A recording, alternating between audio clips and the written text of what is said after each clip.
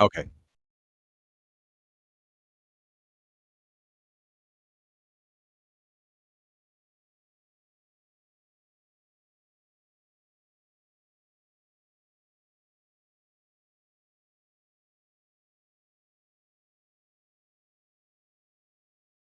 Okay, there goes YouTube.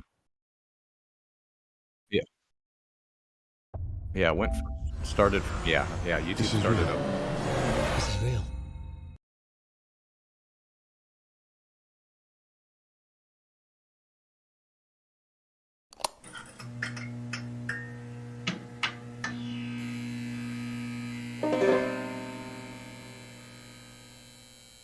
Yes.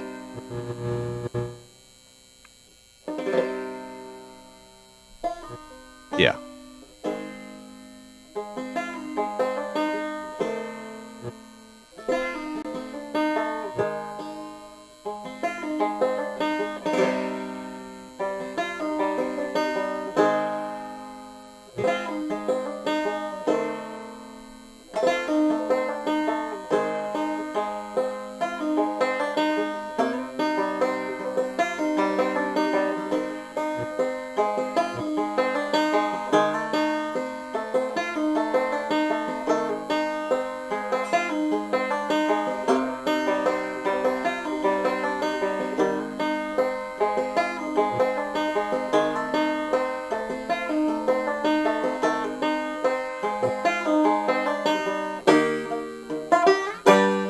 I want to give massive thanks to all of my supporting members and patrons.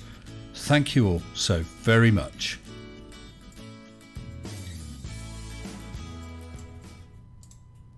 Hello, good evening, and welcome everybody. It's great to see so many of you right at the top of the stream. What have we got? I can't see how many now. Oh, 63 for a start. That's not bad at all. Tonight we have a flat earther I have never spoken to, and neither has anybody else on live stream. So kudos to Lunacy Lander. Little bit of potted history. I think I had spoken in comments to Lunacy Lander some time ago, but I can't really recall much about it. And then on a recent video, he put a comment about Mage and said that he had wanted a debate with me, but I had run away or something. I honestly couldn't remember it. So I pinned the comment and said, let's have a debate, fully expecting him to run away. But he didn't. So I posted a couple of comments and we swapped emails. We've arranged it. And tonight he's here. So I'm really, really pleased about it. It's an unstructured debate. We have no firm topics. We will be discussing Mage a little bit to start with, I think, and then see where it goes. I have asked, someone said, mic check. Is my mic okay now? Let me know. Give me a thumbs up if my mic's okay. It's a long time since I've done this. I already had a hot mic tonight. Dora and Coo, super chat straight off straight off the bat for €2. Where did the beard go? I liked it. I left it upstairs, Dora. If you want it, I'll post it to you. Anyway, I had a word with Lunacy. If anyone wants to super chat any questions, come on, guys. I know you can do it. Do it politely. He will consider answering them. If he doesn't wish to answer them, I've said that's fine. He doesn't need to answer them. So there we go. Okay. So I think let's get straight on with it. Let's bring in Mr. Lunacy Lander. Hello, Lunacy Lander. Can I hear you? Hey, how are you doing? Not so bad, not so bad. I'm sure people will let me know if the sound balance is wrong. It's always a bit of a game trying to balance it between me and whoever the guest is. I'm fine, thank you. And how are you? I'm doing good. Doing good. Oh, I'll turn you up a bit. Turn you up a bit. Yeah, so like I said, I was really pleased when I threw down the gauntlet. You just picked it up. You didn't run away. That was nice. Well, I on. would say a couple of years ago, I had emailed you on this, and we were going to debate this. And I had gotten COVID, and I was out for a couple of weeks. And then after that, I emailed you and never heard anything again. I honestly don't know what happened there. Can we put that just down to a breakdown in communications? Because obviously I'm not worried about chatting with you, and you're not worried about chatting with me. Absolutely. Yeah, no, absolutely. Cool. What was I going to say? As you probably know, I'm a flat earth and conspiracy debunker. I'm based in central UK. and my views and opinions on things like flat Earth and that, I guess, would be what is considered the norm, the scientifically accepted explanation. Can you give us a bit of background about yourself and what you believe and why you believe it? Well, as far as flat Earth is concerned, I mean, I've followed it for a number of years, and some parts of it are interesting. And I get the textbook definition of the globe Earth, but there are certain things that cannot be explained by that. Ooh, such Yeah. as. No, you carry on. You carry on. And those are topics we could get into one by one, because once you start dicing these things up on the fly, then it just becomes a mess. But I mean, other than that, my primary thing that is like I would say probably about 30 years ago, I was really into the whole alien UFO conspiracy thing. Mm-hmm. And then I would say somewhere around in the 2000s, that fell apart when I started to research NASA stuff. Mm. So what, you no longer accepted UFOs or aliens or stuff like that? No, yeah, no, I don't think any of that is happening. Yeah. Well, I mean, I fully accept that somewhere in this universe or this galaxy there will be alien species. I totally believe that. It's much too big for it not to be the case, in my opinion. But as for aliens buzzing us, strutting up and down, making beep beep noises, I don't think so. Unfortunately. No, I don't. No. Okay, so we violently agree about that then. Well, that's a good start. Okay, so you left conspiracy or the UFO area. I left the UFO conspiracy era and got into the NASA conspiracy area. With in regards to the moon landing and stuff like that, and hence your name, Lunacy Lander. that's it. Ah. Yeah. So you don't think we went to the moon? No, not at all. Oh, I think we might have to disagree on that one then. Oh, I'm sure we do. Yeah, yeah. I've got a very nice original 1969 NASA print autographed by Buzz Aldrin. The visor shot, the one where he's just stood. Oh, actually, it's the one that looks like that.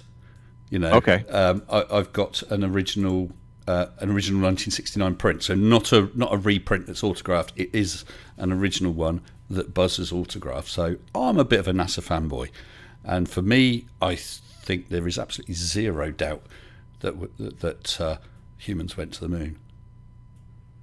Yeah, no, I would disagree with that totally. Can I ask you why? I don't really think there's enough evidence to support that we went, and there's enough evidence to support that there's just foolery going on when you watch a lot of these NASA videos. Now I understand there's a lot of NASA videos that people put out as debunks and stuff, and they're not always correct on those. But there is a lot of weird stuff that happens in a lot of those videos. I would say the one thing I've been watching a lot now, and if you keep watching it over and over again, the IMAX, any of the NASA IMAX movies. Right. They are full of weird stuff. Are you talking about modern IMAX stuff from NASA?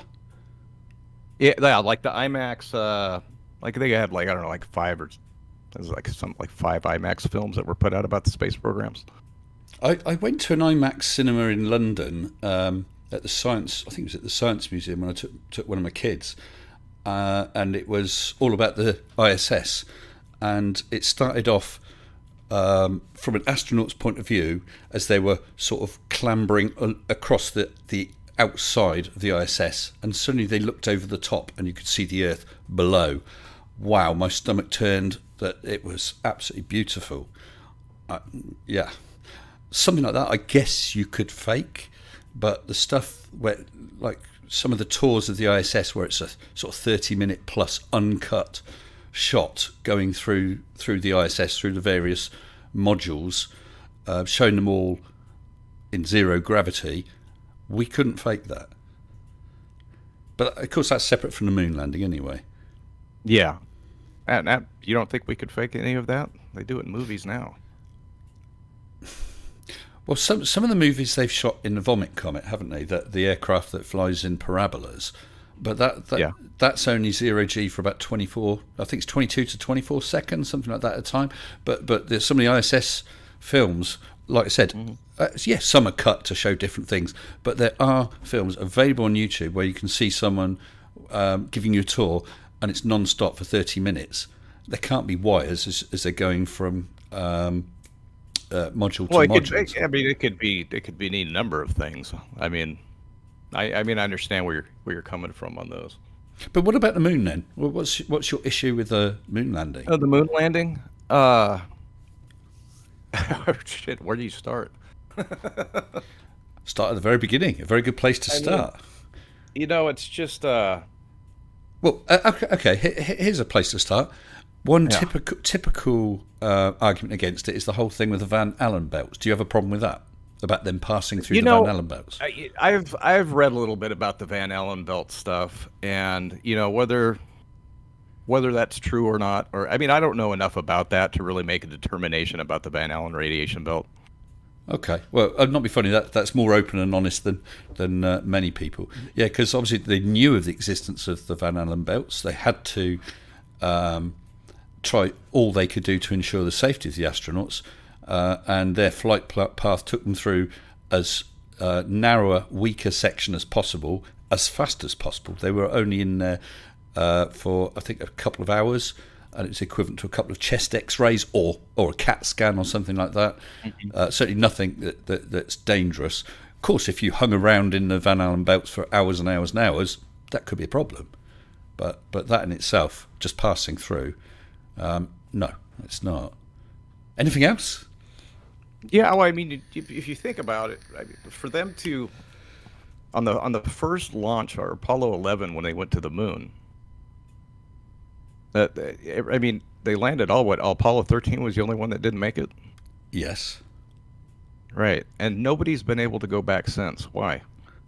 Well, nobody has tried to send a manned lunar landing since then, but other probes have landed. Manned. Yeah, China and Japan, right? Yeah, India's trying right now because they had an accident on their previous one. And the Russians are trying right now as well, aren't they? And I believe the Americans are looking to return to the moon relatively quickly, aren't they? They've been talking about that for like 20, 30 years. Yeah, but we got the whole Artemis thing. They are making developments towards it. I hope they do. Okay, let's just say, just for the sake of argument, it's now 5 years' time, and the Americans said, yep, we're on our way to the moon, and they show you the landing with modern cameras and so on. Are you going to accept it then? I'll have to see it. Yeah. Well, yeah, of course, yeah. I have to cross. It's one of those, you got to cross that bridge when you get there. Yeah. Of course, I'd approach it with an open mind, but some of the arguments I've seen are absolutely horrendous. There's a guy called Expat Taffy. You probably haven't heard of him. He's a way out there. He is a total nutbag.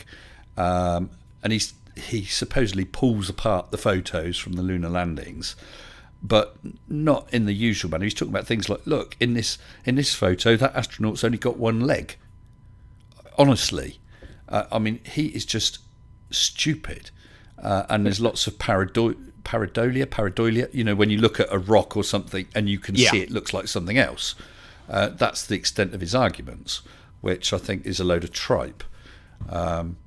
I think one of the biggest evidences for it are the retro-reflecting mirrors. I think that's what they're called, where they can bounce a laser off them to measure the distance to the moon. Because anyone with enough money to set up a laser could fire a laser and bounce it off and get a return signal from the retro-reflectors on the moon. Right. What do you think one of those lasers would cost? A lot of money, because, I think big. I looked into it, and we're talking about tens and tens of thousands of pounds, so I had to put that idea on hold for now. Because, if I could have sorted doing something like that, I would love to. Imagine the video I could make with that, and perhaps getting other people involved. But, it's a lot of money. So I'm not seriously suggesting, hey, you do it. No, of course not. But, I think it'll be a while before anybody attempts that. Yeah, but potentially you could.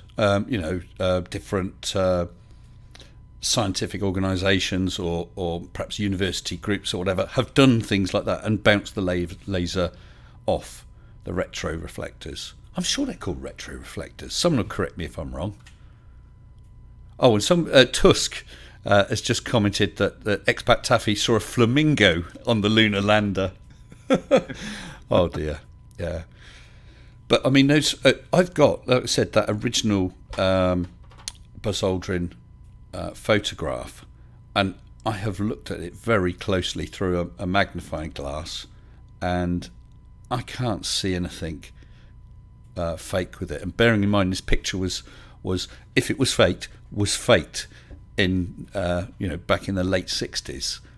Yeah, someone would have found something about it. And have you seen that guy? He took. Do you know? I might have the. I'll have a look while we're talking, because I think I might have a photograph I can show you.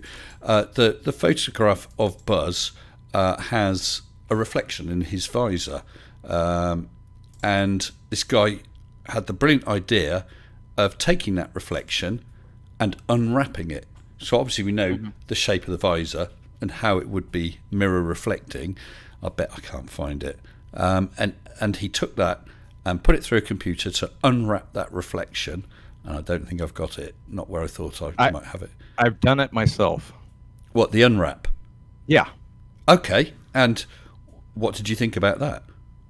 I mean, you can unwrap it to a certain degree. Yeah, and I mean, of course, if they took that picture on anywhere, they're going to have to show that reflection. There's going to be a reflection. Yeah, and it's not something that cannot be done. I mean, it's crazy to think that those two guys are supposed to be in like some crater valley somewhere, right? Is that where they're at? What's crazy about it? It's all right. Where they? Yeah, I mean, if you look at the reflection and then you look behind Buzz, I mean, both horizons are very close to either one of them. Yeah, but the moon is that much smaller. The horizon. Well, first of all, the horizon is a lot closer than it would be on Earth. But right. Secondly, with no atmosphere, it's going to look pin sharp. There is nothing to distort or fade out the horizon. So that's why all the horizons are very crisp. And because you haven't got things like trees and houses or things of known sizes, you can't judge. No, absolutely. Yeah, you can't judge the distance to it. So it would look very close. And I'm not able, unfortunately, to find that picture. I thought I had it amongst my just useful images, but I can't find it right now. I'm sorry. But yeah, that was a fantastic picture because no one was expecting that. That guy had that idea. He unwrapped it, and you could see Neil. You could see the lander. You could see, I'm not sure you could see the flag, but you could see some other bits of equipment. And you could even see, up in the sky, a very, very small-looking Earth. So when they allegedly faked it, they'd have had to think to put all that stuff behind the cameraman, which no one was would have been expected to see. Oh, absolutely, the U.S. government would have had that all pre-planned out. Well, I've just had a couple of super chats. Brian Pop Rodson, thank you, Brian. Super chat $4.99. How dare you besmirch the brilliant Expat Taffy? Well, he does tell us that he's brilliant, Brian. You're quite right. And a second super chat from the Grumpy Old Mechanic as a new name for $5 US. Thank you very much, sir. Appreciate it. Which of the thousands of peer-reviewed scientific papers on the data and samples from the Apollo missions have been proven fake? Good question. Do you have anything? Do you have any comment on that, Lander? Okay. Well, there was the one sample that turned out to be petrified wood, right? You're talking about the sample that was given to some ambassador or whatever. Yeah, suppose. Yeah, because it was given unofficially, wasn't it? And the certificate thing that went with it wasn't genuine, was it? Was it Holland or something? I think it was one of those. Yeah, I think it might have been. Yeah. No, I just brought that up because it's funny. Yeah, it is, and it shouldn't have happened, but it wasn't an official one. Right. So someone else, Watto UK, with regard to that reflection, there was no camera crew there, or extra lighting or any of the other things. If it was taken on the moon, and you took that reflection and unwrapped it, that is exactly what you would see. And so if it was pre-planned, that was some damn good planning to think, do you know what, in 30 years' time, someone might have a computer capable of unwrapping that reflection. If none of us have ever been there, how do you know what you should expect to see? Well, that's quite interesting. Well, we know that there's no things like objects like trees and plants and all that. We knew that. Right. So, and we've got telescope imagery from that time. So all we know is it's valleys, it's craters, it's hills or mountains. What they didn't know was about the amount of dust. There was some serious worries before the missions. Would they sink in several feet of dust? They didn't know. I don't know if they actually cleared up beforehand or if they just decided to take a chance and go for it. But obviously they were okay. Robert Adsit says there was no certificate with that sample. Thank you for that, Robert. Yeah. Yeah, I think it was supposedly just handed off by, I think it was supposed to be Buzz Aldrin or somebody. One of the astronauts had given it to them. Ah, yes. Requiem for a Dream. I can read text speak now. It says they found the actual moon rock in storage. It matched the size, weight, and appearance, and was still it scrolled up, still in its plaque. The one in the drawer was just something else someone misidentified. Yeah, so it's very funny, very embarrassing, but yeah, I don't think it's proof of anything either way. Yeah. Wow. We've got some knowledgeable people in here tonight, Lander. Grumpy Old Mechanic, $10 US, thank you, sir. How were they able to fake cosmic ray spallation? I presume that sort of damaged by cosmic rays. I've not heard that word before. Cosmic ray spallation and 10 kilometers per second micrometeorite impacts with 60s technology. Note that your guest has no idea any of this research existed. Well, what I will say in Lander's defence is I didn't know about that either, but that is interesting. So if you go on. You can sit there and invoke, well, that was 1960s technology, but the SR-71 Blackbird jet was 1960s technology. Yeah, it was. It's decommissioned now, yeah, and still has classified technology on it. Yeah. So sorry, go on. You go on. I've talked a lot. Go on. Oh, but yeah, the whole technology side of the 60s does not make a difference when you're talking about the U.S. federal government. Believe me, they're light years ahead of us on certain things. Well, yeah, the cutting edge stuff is always going to be classified. I mean, the stuff they're developing and that's in Area 51 or wherever, it's 20 years ahead of what we can see at the or more, or more. Yeah, absolutely. Things like the stealth bomber that was hidden for years before it became public knowledge. Official public knowledge, of course. But going back into the 60s, the stuff that was used in the moonshot, that was cutting edge technology. The memory, we talk about your phone with 64 gig of memory, your computer with however many gig of memory. Back there, it was only a few K, and the memory wasn't solid state memory like we got now. It was literally woven. They had people that wove it. I mean, it's astonishing. But that was what was needed. It had to be robust. It had to be able to withstand what it was going to go through.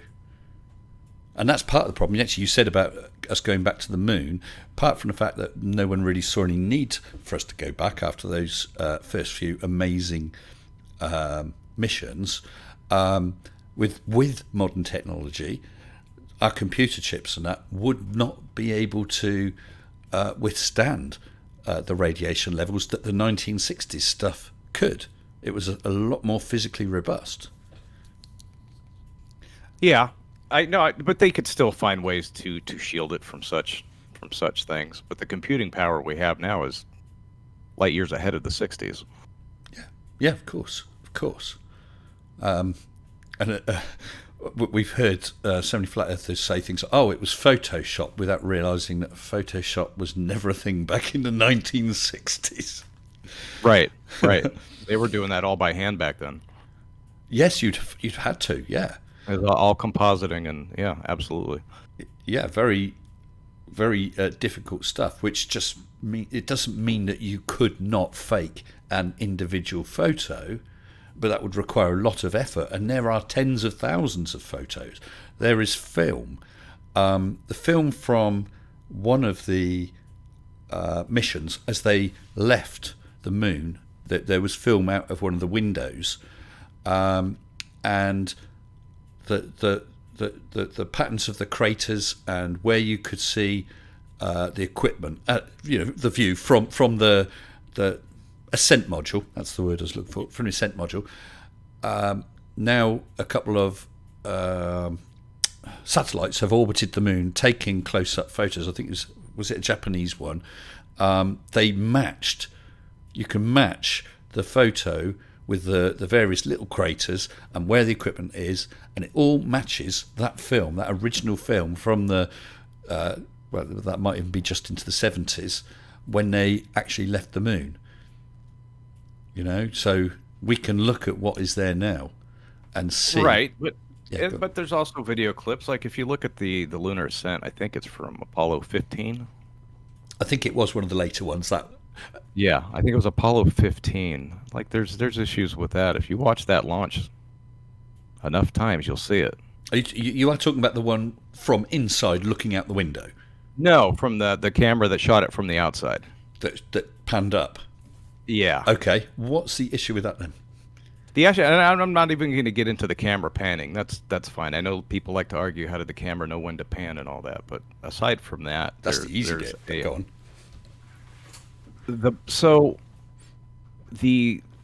When they launch that thing, the first thing to go off is going to be the thruster, and then it's what is it? Exploding bolts that separate it from the bottom, the base. Right. Okay. So once those take off, soon as the explosion happens, all four back panels on the back of the lander implode. Implode. Yeah, you'll see them suck right into the lander. And then after that, when they show, yeah, you'll see it. If you look, you'll see it. And then when you notice after they go up, and then when they go up in space, you never see that side of the lunar module again. They never show it again. Well, I have never noticed that, and I've never had anyone point it out. I shall have a look at that. I mean, I don't really see that there. From what I've already seen, that I don't see it as a problem. With regard to the camera panning up, I think they'd had attempts with previous launches and it didn't work. It was all a timing thing. It just had to be controlled, right? At the right time to be told to tilt back, because obviously they knew the path they were going to take. Right. I'm not even going to argue with that because it could go either way. It's okay. Well, Mr. Dave McKeegan, welcome, sir. Just super chatted £5 saying the lighting and shadows in the photos can't be replicated on Earth, and there are 360 degrees panoramas that were taken as well. Not only that, there was film of the moon buggy. I've used that before because that's damn good evidence that could not have been filmed on Earth. Just depends on where you filmed it. Nope. I mean, absolutely. You could absolutely replicate that shot. And to say that you couldn't replicate the lighting in any of those pictures or videos is a complete farce. You can replicate just about any lighting on Earth. Well, you would, with regard to the lighting, you would need a building, a location where there's absolutely no extraneous light. Excuse me. Absolutely no extraneous light. You would have to have a single light source which is throwing parallel rays. The reflections would be different in air, but with regard to the Lunar Lander, you couldn't fake that on Earth, and I have good reason to say that. I'm waiting for you to say why. Sorry? Why? Oh, I'm glad you asked that. Okay, now people comment about, it looks as if it's just slow motion, but actually if you speed it up, it doesn't look right for something that was filmed, if it was something that was filmed on Earth. But the big thing is you would have to, A, film the entire thing in a vacuum, and B, it would have to be under a lot lower gravity. The reason you would have to film it in a vacuum is if you're somewhere with, let's say we've got some dust that's the equivalent of what supposedly is the dust on the moon. If you kicked it, you'd get a billowing cloud, okay? Because it's going to, just like anything else, anything dusty is going to form a cloud before it settles back down again. It doesn't at all. It goes in nice parabolic arcs. There's no air there. If there was air there, then the dust would get diverted. It would not go in nice. They're called Rooster Tails. If you have a look at that film of the lunar rover whizzing around, you can see the dust flowing up in nice parabolic arcs, and the moment that they stop, everything falls down. There's no remaining dust above the ground. I was going to say in the air, but there's no air, of course. So that's why I would say I don't think you could fake that on Earth. It would depend on. No, I see what you're saying. I mean, Rooster Tails. I know what you're talking about. I think part of that is due to one. It would, I guess, if it were being faked, okay. Yeah. There would be one, the medium that they're driving on. We'd have to know exactly what that was. So if it was being faked, you'd have to know what it was they were driving on top of. Yeah. 2, the tires made out of piano wire. Yes. And the large fenders that go over those wheels. Yep. Keep a lot of that stuff from getting kicked out anyways, because the tires suck the dust inside of them and spit them out. Yes, through the top into the fender. You do get some rooster tailing, but if that was a solid tire, it would shoot out quite a bit more. It's not a solid tire. You're quite right. It's like a mesh. There's no doubt about it. And again, there's video on YouTube. You can see them testing different types of possible wheels and tires, basically rotating round and round a track full of dusty sand and bouncing in it. And you're absolutely right. It's like a wire mesh. It's woven. Yeah. If you watch a video of the lunar rovers, Rooster Tails, and then you just watch somebody out on the dunes in a dune buggy, they don't look much different. I have actually done a video a long time ago, perhaps about 3 years ago, doing exactly that, comparing dune buggies with the rover. If the sand is big enough grains, then it's not going to be very dusty. Or damp. Sorry? Or if it's damp. Or if it's damp, yes. But then if it's damp, you're not going to get nice rooster tails either. But there is literally zero dust on that film. I should say I've got another super chat, which I wasn't ignoring Grumpy Old Mechanic. I just hadn't got round to it for $5. You're going to love this one, Lander. Why should we believe a random crank on the internet over thousands and thousands of skilled astronomers, physicists, and geologists? So, okay, leaving aside the fact he called you a crank, why should we believe you over accepted science, Sam? Nobody says you have to. Well, I'm not asking you to believe me. Well, there you go, Grumpy. Yeah, that's up to you. Now who's the crank? And I said to you, Lander, we might have a flat earther in the chat, and we have. I just seen we got Mr. Gary Wybenga. Hi, Gary. He says Buzz Aldrin said the landing was all animation. Did he? Did he, Gary? Have you ever heard Buzz say that it's all animation, Lander? It's all animation. Okay. Yeah. Yes. I don't. I as far as like when you watch the Apollo 15 ascent, I would imagine that I don't think that it slowed down at all. I mean, it could be something as simple as being it could have been attached to a crane. Anything. They could have lifted it somehow. It didn't go up. It didn't go up straight though. It went up and then an angle. If I depending on how you look at it. I mean, the camera's trying to follow it straight up, but there's a couple other anomalies. You know what I can do is I'll send you a link to that video, and then I'll send you notes on what to look at. Oh, right, just slow time. Yeah, I can have a look at that. But yeah. It was 15, you think? I believe it was Apollo 15 ascent. I think so. Let's see. Oh, there's a couple of videos here, but they're It's like probably should be one about 15 seconds long, or should yes, be yeah. maybe a Most of minute these or are so. longer videos. Apollo 17 liftoff. Let me Maybe it was just see. 17. Hold on. I'm going to see if I can get this set up. Oh no, I didn't want to do that. This is always a risk trying to set things up real time. I'll just see if I can get this done. No. Oh yeah. Well, That worked. that would be it. That would be it. Okay, let me see if I can move myself. If I switch me off, where am I? Webcam. Okay, let's have a look at this then. So I'm not going to play with the sound. It's not going to be very big on the screen either. Is this the one with Yep. that you said about the panels blowing in or something? If you go down, if you go back to the beginning, I right will. when the right when the launch happens, you'll see that whole back panel of that. It'll pop in. Well, this is Apollo 17, December 14th, 1972. Let's go back. Is this literally when we see the bolts go? Yes. Okay. Right when the explosion happens, they all pop. They go in slight. They concave in.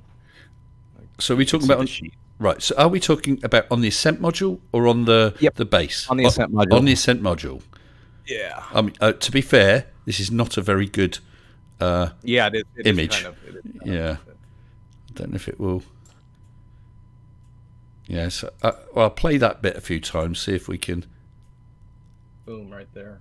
You can see where they get kind of darker. I'm not sure if that's just a lighting thing. So across the middle, you've got like a light-coloured rectangle with about 3 or maybe 4 slightly darker blotches. Is that what you're talking about? Yeah, right there. It's hard to see in this video. Yeah, this it video, is. It is kind of blurry. But when you said that they blew in, I was so they're sort of almost like you're talking about them being sucked in a bit rather than them collapsing inwards. Absolutely, yeah. Okay. I think what you just said though is probably right in that it's not really clear enough to see. Yeah, it's I hard don't to know if see there's on any that. better footage, but it's amazing stuff. Yeah, I can send you some screenshots of this stuff. Well, yeah, please do. Yeah. And we can look at that slow time and take it from there. Because if there's some interesting stuff, hey, maybe I'll get a video about it, and we have another chat about it. Okay. Was there anything else about the whole Apollo moonshot program then? No, that's it. I mean, I could probably talk about it forever, but It is fascinating. What about the fact that it was being tracked from stations around the world? We're talking about the height of the Cold War. It was a space race. The Russians had beaten the Americans to get a man in space with Yuri Gagarin, and now the Americans are claiming that they're sending and then that they had landed men on the moon. Would not Russia have absolutely called them out, showed some evidence or maybe even definitive proof that the Americans hadn't done it, and rubbed the Americans' noses in it? That would have been a total win for them. it just depends on what the politics are behind the scenes. Because like even at this, they teach the space program completely differently in Russia than they do in America, and I imagine they teach it differently in England than they do both places too. Well, I know little about how they would teach it, but I mean, With growing up, learning about any of the the space program, Apollo, and all that. I mean, I'm sure the narrative's different for every country that was involved in it. I wouldn't be surprised that the Americans, the Russians, lying through their teeth to their own people about things. I'm not 100%, but I believe it's the case that they kept quite quiet about the Americans landing to their own people, but that was their opportunity to say, look, here's the data. We tracked their rocket launch. It went up, it went across a bit, and it ditched in the Atlantic. They didn't go to the moon. It's a load of rubbish. They didn't do that. They didn't question the fact the Americans went to the moon. They were mortal enemies. Right. But they also had their own accolades, too. They had the first satellite in space. Yes, they did. Sputnik, the first man in space, and the supposedly landed on Venus. The Venera space shots, yes. And unfortunately for them, and actually this shows it, the first shot from Venus, when it was transmitted back, was captured by the British and published, I think it was in the Daily Express newspaper, before the Russians had access to the imagery. Now, we didn't call them out for it. We showed their photograph. That is quite... I don't know if you've ever seen it. Venera landing. I'm sure it's the Daily Express. It was... Oh, crumbs. It was quite astonishing, really. Right, this was the... Now, how am I going to show this? Sorry about this again. I'm trying to work on the fly. An image.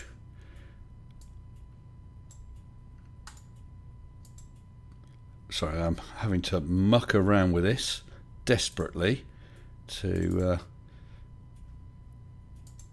get this image up here. Right.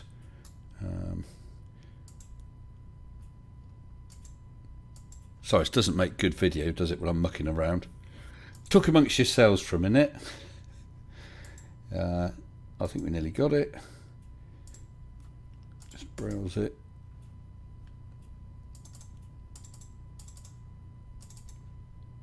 Come on. There it is. So that was a shot from Venera on Venus. Yes. And as the signal was broadcast back, it was captured.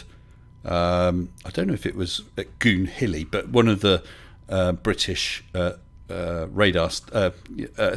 radio astronomy stations, and it was published. It was a black and white version, published in the Daily Express newspaper before the Russians had access to it. So we didn't deny they did it. We just caught them on the hop and published it in the press before they did. But no one questioned that they've been.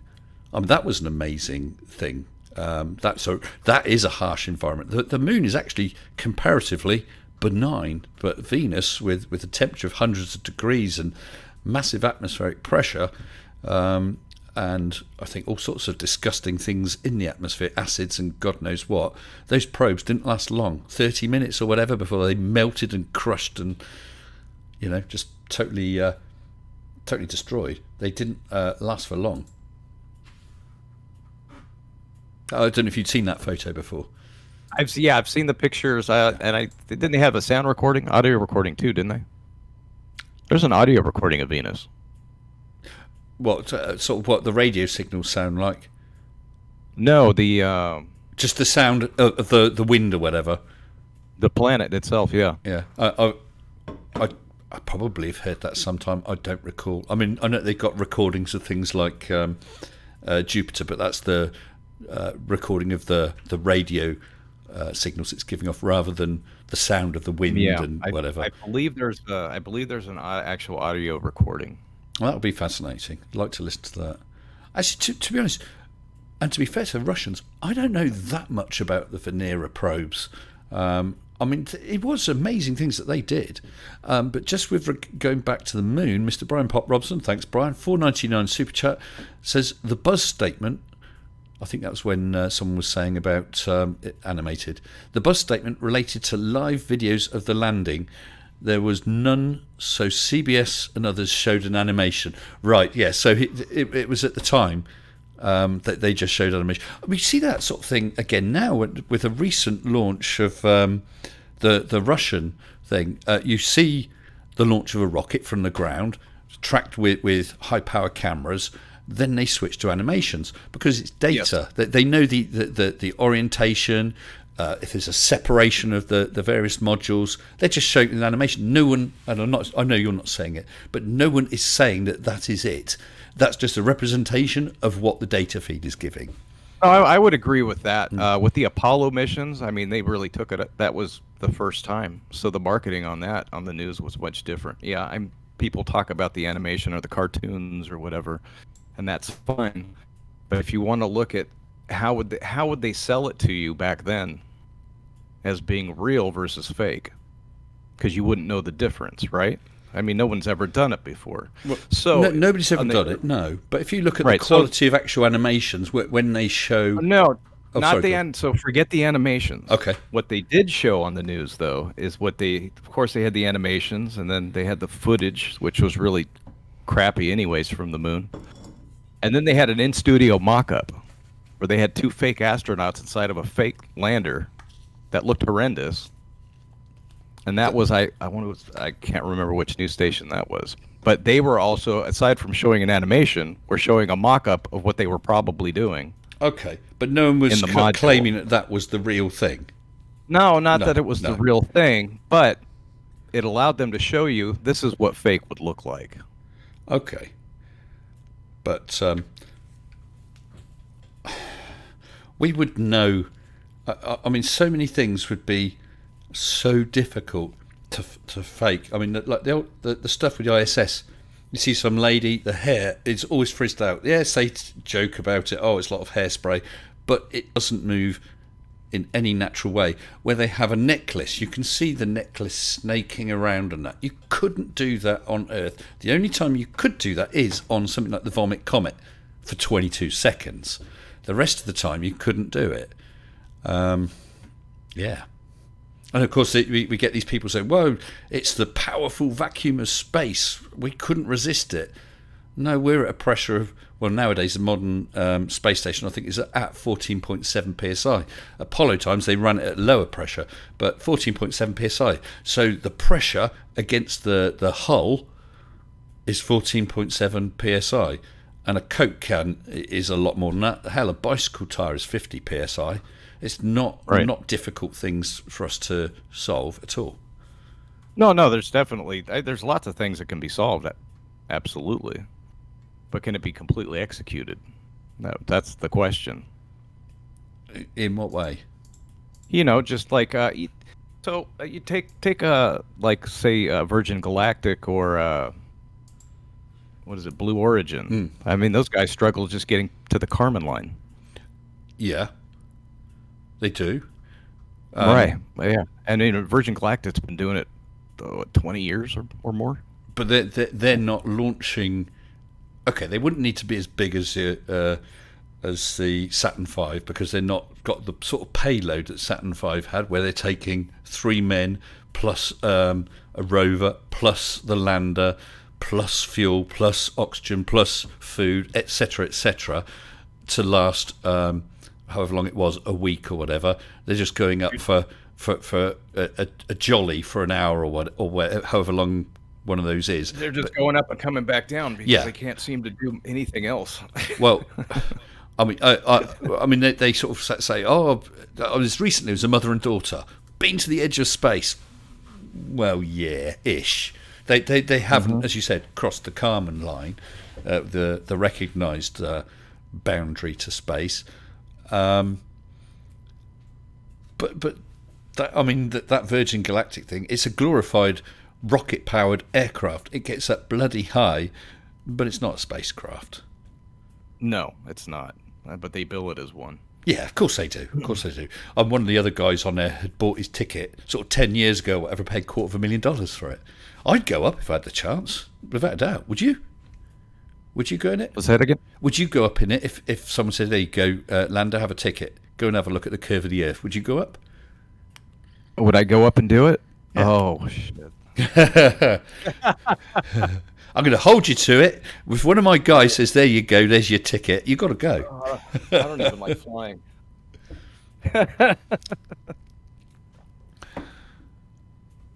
So you're not sure if you go or not? Or something? I'm not sure if I would go. Okay. I would. And I'd go to the ISS if I had the chance. if I had the chance for that. Do you remember that Japanese guy? He was going to pay for people to have a ticket to Slingshot around the moon. I put my name down for that, not expecting to win, and unfortunately I didn't win, and he's all gone very quiet on that. But had I won, I would go on that. There's massive risks, but that's one of those risks I think, do you know what? I would take that risk. Yeah. No, I don't know if I would take that risk of Slingshot around the moon. I pass on that one. I totally understand. Dave McKeegan, thank you again, sir. £5 super chat. Ham radio users listened to the radio transmissions from Apollo in real time, including retuning to account for the Doppler shift. Something like that would be hard to explain. No, I've got very little knowledge about ham radios and that, but me too. Yeah, so I guess we can't argue the toss about that.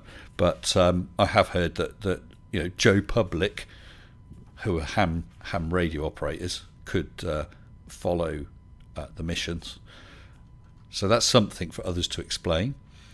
And it keeps jumping. Grumpy Old Mechanic, thank you again, very generous, $5. I love how your guest dismissed the hard work of thousands of experts with a nuh-uh. Yeah, what about all the people who worked on it? Because you got they all got paid for it. Well, of course they got paid. It's a living, right, but I mean, that's fine. Someone would be having to pay all. Was it? I think the company was called Grumman. The people who designed the.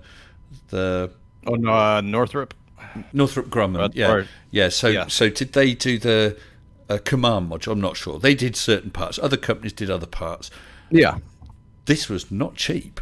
This cost an absolute fortune. There were massive experimental programs. They tested, like with the rovers, they tested lots of different designs of rovers. That they had to test all this stuff. But it's a scam. So why bother doing all that? But you think that even if if that's the case, right? Of course, they did all this testing. I don't disagree with that. They launched all kinds of things. They built all kinds of products, all kinds of computers, all kinds of things. Even aside from that, how much information do you think they pulled out of all that? I mean, it wasn't all just used for the space program. I mean, if you look at anything that's ever been invented by NASA, most of it gets used on Earth. Yeah, and that's one of the benefits of the space program is payback with technologies that either can only happen in space, or the development of stuff that's forced to enable the space missions is then used elsewhere. Absolutely right. That's part of the payback. Mm-hmm. Yeah. I mean, look at GPS. That was a military thing using satellites, which obviously require rocket launches, and now it's everyday use. GPS is in your phone. My daughter put one of those little tracker things from Apple. I'm not an Apple person. I forgot what they call them. The little trackers. AirTags. Sorry? Yeah, the Apple AirTags. That's it. Put one on the bloody dog. So my dog is now safe because of various space technologies. Right. But even your phone doesn't connect to a satellite. No, my phone... And even the AirTags only connect to other Apple phones. Yes, they're receiving signals from satellites with regard to GPS. That's how GPS works. Each GPS satellite basically says, this is the exact time and this is where I am.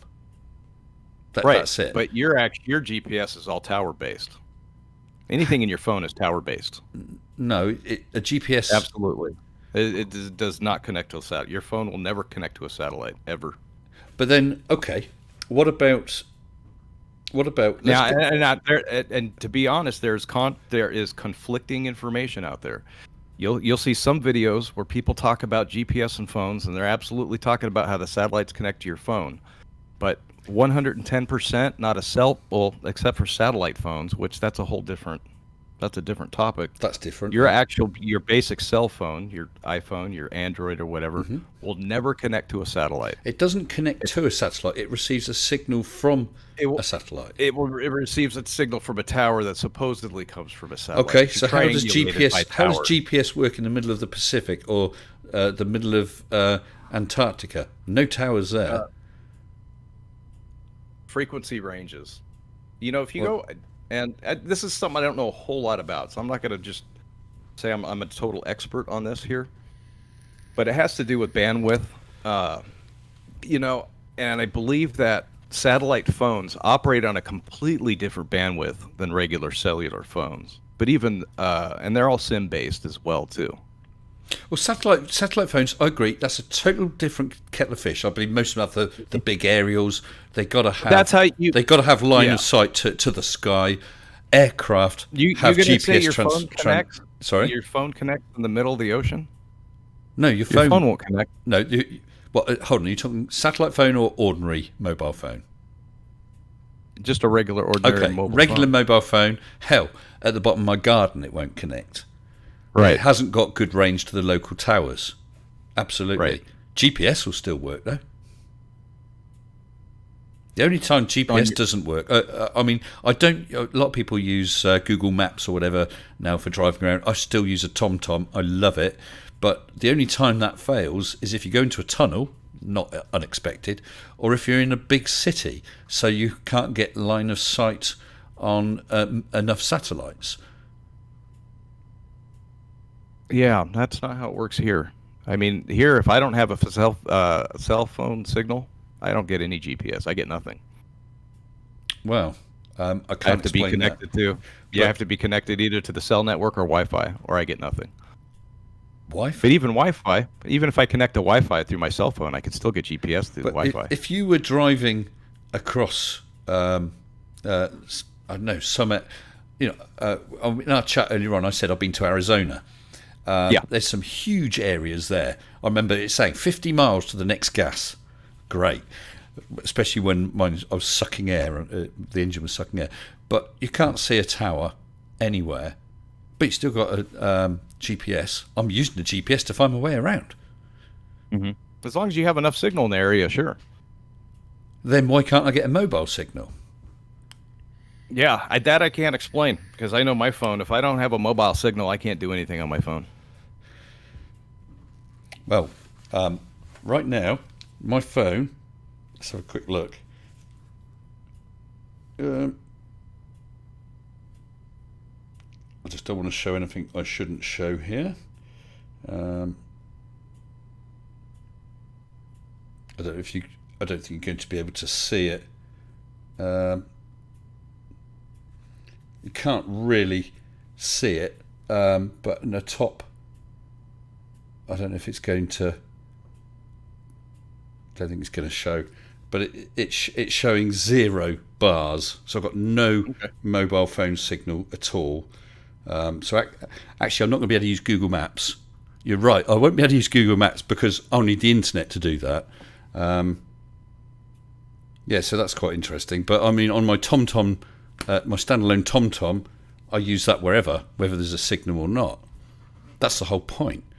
It's global positioning system. You could be in the middle of the wilderness. You could be in the middle of the Pacific Ocean or wherever. As long as you've got line of sight to 4 satellites, then GPS can nail down your position. I've just had a super chat. Let's just have a quick look. Brian Pop Robson, your cell won't work. Oh, sorry, $4.99. Thanks for that, Brian. Your cell won't work because it still has to download the map. Yes, which is what I just hadn't really cottoned onto that. But the GPS is actually still tracking. So cell wouldn't work because it still has to download the map. GPS would still be received, but with no map to show your position. That's true. That is true. Because I mean, my TomTom will tell me how many satellites I've got a view of. I'm going to tell you something else, Lander. We originally, when we were talking comments, we were talking about Mage, weren't we? Yes. Yeah. Mage 2. Okay. I want to talk to you about Mage and GPS. Okay. During my Mage flight, it displays in some of the telemetry data the number of satellites on view. Down when it was at ground level, just at launch, I can't remember, but let's say it had a view of 4 or 5 satellites. As I got higher, so there were less obstructions, it went up and it was hovering between, because obviously the satellites are moving, so sometimes they'll disappear, other satellites will come into view, but around 9, 10, 11 satellites. When you're above a few thousand feet, you do not get mobile phone signal. But I got an even better satellite signal, because that's how we tracked the location of Mage. We knew its exact position because the GPS works in three dimensions, so we could also tell its height. We could tell when it was falling, and roughly where it was, so we were heading off to the right direction, and we actually managed to park up within about half a mile of where it landed, which was about 40 miles from where we launched it, because the GPS, not one, but we actually had two GPS trackers on it. And so the question is how would that be possible? Yes, because it ain't towers, is what my point was. No, well, I would still say towers, but I would say that's running on a separate bandwidth than regular cell phone technology. I don't know, what GPS units did you use?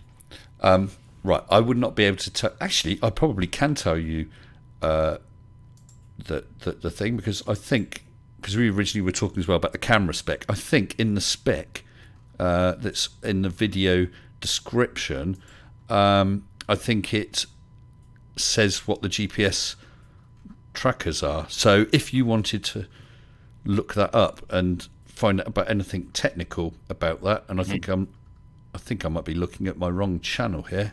No, this is the right channel. Where is it gone? Where's my mage? Oh, there's Mage. Let's have a quick look, because we've got all the GPS. It's a U-Blox Neo 6M. UBLOX, U-Blox, separate word, Neo, Neo, space 6M, M for mother. So that was the GPS. We had two of them in there. They're tiny little things. Tiny little things. Absolutely astonishing. What was the model number again? What, of that GPS? Yeah. Yep, I'll read it to you again.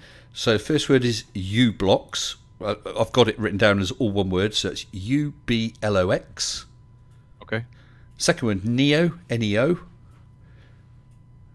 And followed by 6M for mother. U-Blox Neo 6M. I have not looked into that at all, other than the fact that I asked the guy, the high altitude balloonist, the guy who aided me, also known as Q, what's the spec of all the stuff, so I can put it on there, and that's what he told me. Okay. So yeah, make of that what you will. Maybe you'll be able to look at that and say, that's a load of rubbish because, but I don't know anything about it other than that's what it was. Okay. Now, what about the camera on Mage 2? You want to talk about that? Yes, okay. So just so people are aware, where is that? Right, so we had three cameras. The upward-facing balloon camera is a GoPro Hero 3 Plus. The rear-facing wide cam was a GoPro Hero 4. So that was a nice wide view. That's the one as it moved around, it went all bendy. And that's the one that several flat earthers tried to debunk. Smack's head.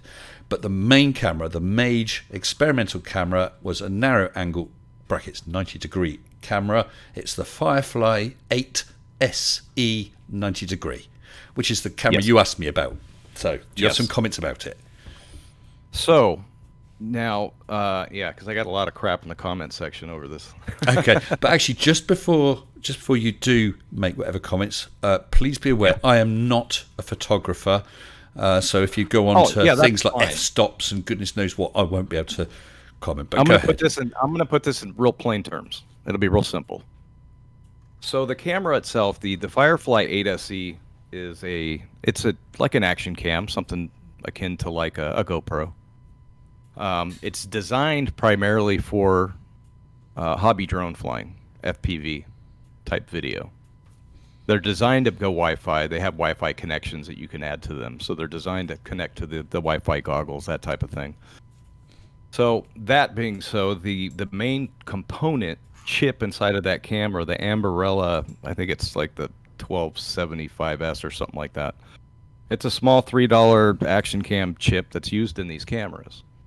Now, they make this camera in two models, 170 degree and the 90 degree Yeah. distortionless, as they call it. Yeah, and if I could just jump in, when we say distortionless, it means as little distortion as possible, as opposed to Absolutely. a wide cam, Ab- which has plenty of distortion, and a fisheye, which is something totally different, gives you a little ball shape image. But Absolutely. yeah, please So continue. what? So what I believe happens when they produce this camera, one, they don't really tell us a whole lot about the lensing system, other than it has this lens or this lens. And while you will get lensing distortion in either one, the lensing distortion, there's also distortion within this camera that's within the firmware. I can send you a link to the video to this. So some of the angling in the picture, regardless of the lens, is always going to be there, no matter what. There's nothing you can do about it unless you change the code in the firmware to adjust for it, which can be done. You just have to know how to edit C++. So my guess is that they made the 170 degree version of this camera and built some of the fisheyeing into the firmware, and then they make a 90 degree distortionless of it with the same firmware. They just slap a different lens on it. But it's curvature that cannot be corrected by lensing at all. So there'll always be that distortion. And then, so now we're talking about, we have a 90 degree lens here. So we should have a 90 degree angle of view. But the curve in the picture is only 45 degrees. Sorry, how do you mean? So I sent you a picture in the email. Did you see it? Oh, no, I didn't. 1 second. I'm just showing Yes. the wrong So thing. basically, you could take it with a 90 degree lens. You should be able to take a picture of all four corners and create a circle, right? Oh, sorry, all four. Right, sorry, you're losing me. All four corners of what? Oh well, if you have 90, if your lens is taking a 90 degree shot, you should be able to put four of those 90 degrees together to create a full loop panorama. Oh, you're talking about the chunk of the horizon we saw. Yes. Right, so that's 45 degrees in front, 45 degrees. Well, yeah, so That would 90, be 90 90 degrees in front, 90 degrees behind, 90 degrees each side. That's what you're talking about. Yes. I see. Yours are 45. How are you going to test that? It's the picture I sent you. Oh, I know the one you mean. Yeah, sorry. Yeah. Sorry to sound dumb. Let me just read a super chat because I don't want to miss it from Nerd Alert, who's a member for 27 months. Thank you very much. Just going back to GPS, says you need internet access for GPS. Sounds like a you problem. You can get coordinates and even use offline map apps like OpenStreetMaps. Yeah, let me find that image. I do know what you mean now. I remember at the time not really knowing what you're getting at. Now I know what you're getting at. Okay. Okay. Sorry, I'm just going to have to find it and grab that image out of our thread. Quite a few emails. I can see your first message. So where's the... Oh, no, there is attachment. There we go.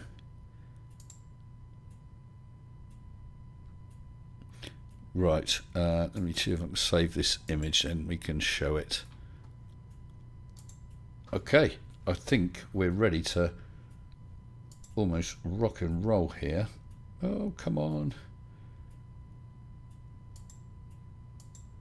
Don't look at the old image, look at the new image. Here we go. So people can now see what it is.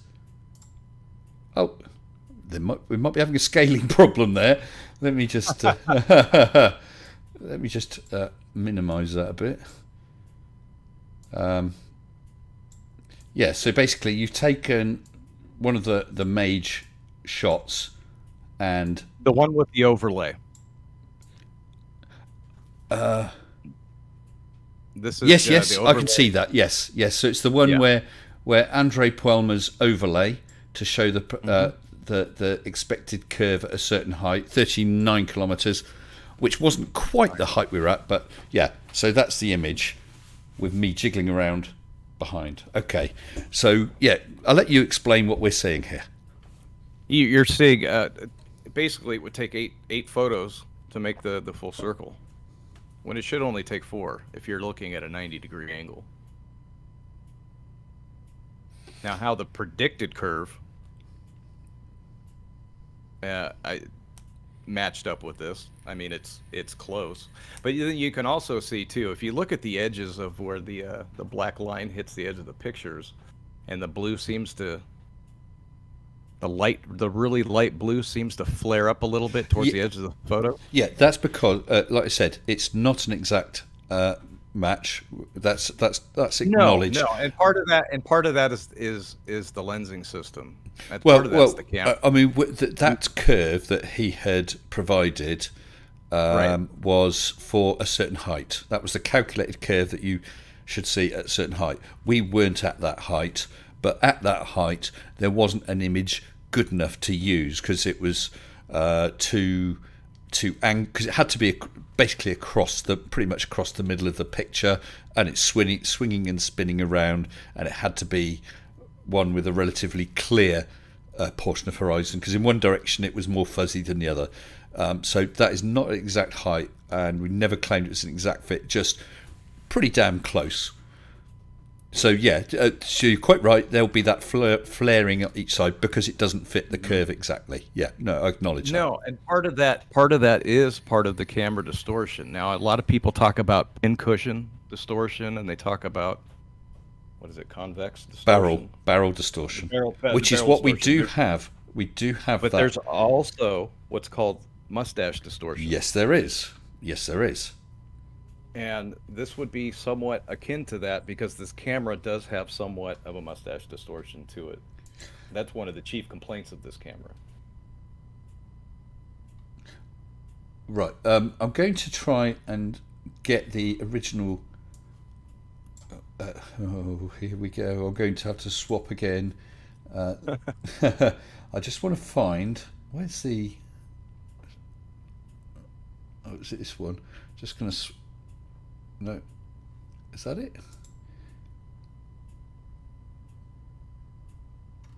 No, all I can see is.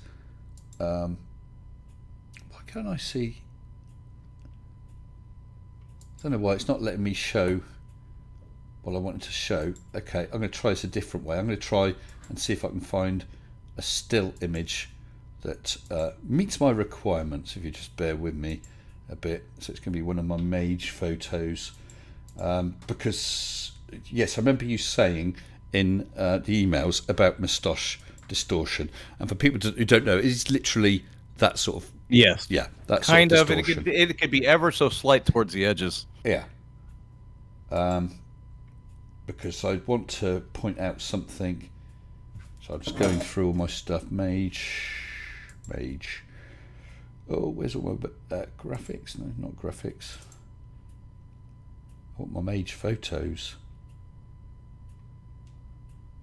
Where's my mage photos? Mage 2. Sorry, this is actually really annoying for me. I don't know quite where it is, but right. Oh, no, I've got the photo in front of me. You haven't got it, have you? No. Okay, let me capture. Let me try it on here one more time. I'm going to try and add it directly over this one. So I want to capture a window. Not that window. Let me choose a different window.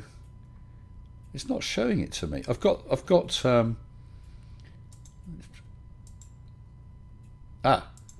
there we go. Okay. For some reason it wasn't showing me that as a list on the list of options, even though the screen is in front of me. Right. Okay. So that's basically the same shot. It's at 35 and a bit kilometers. So you're talking about this moustache distortion. I don't know. Can you see my mouse pointer? That's not appearing on the screen, I don't think. But to each side, so across the middle, you've got the horizon, which we're saying looks curved. That's the argument. Above and below that horizon, you have two taut spring-loaded strings. So with the barrel distortion that you were mentioning, which is a thing, even in a camera that to all intents and purposes is non-distorting, it will want to push the upper string upwards in the middle and the lower string to make it bow downwards. And indeed it does bow downwards slightly. The curve across the middle is more accentuated than either of the strings. So it's less distorted than the strings, but it's in it's more bent than the strings, and yet it's in an area of lower distortion, i.e. across the middle. And the two ends of the strings aren't flaring up or down with anything moustache-like. So do you have any comments about that? I hope I've explained myself. Oh, and incidentally, can you? I don't know if you can see at the top. Oh no, yes, you can if I move that down. Look, 10 satellites. That's what I could see up there. Pretty good. So, okay. Yeah, you have a curve there. Now, let me ask you a question. Do you think that if you were able to... would you say that this photo is fairly blown out? What do you mean blown out? Blown out, meaning the whites are blown out in this photo. Oh, I see. Well, it is very bright, yes. Right. So we have a... So if you were to take this photo, I would guarantee that if you were to manipulate the brightness, contrast, that type of thing, you could get that line to move. Which line? The Earth curve itself.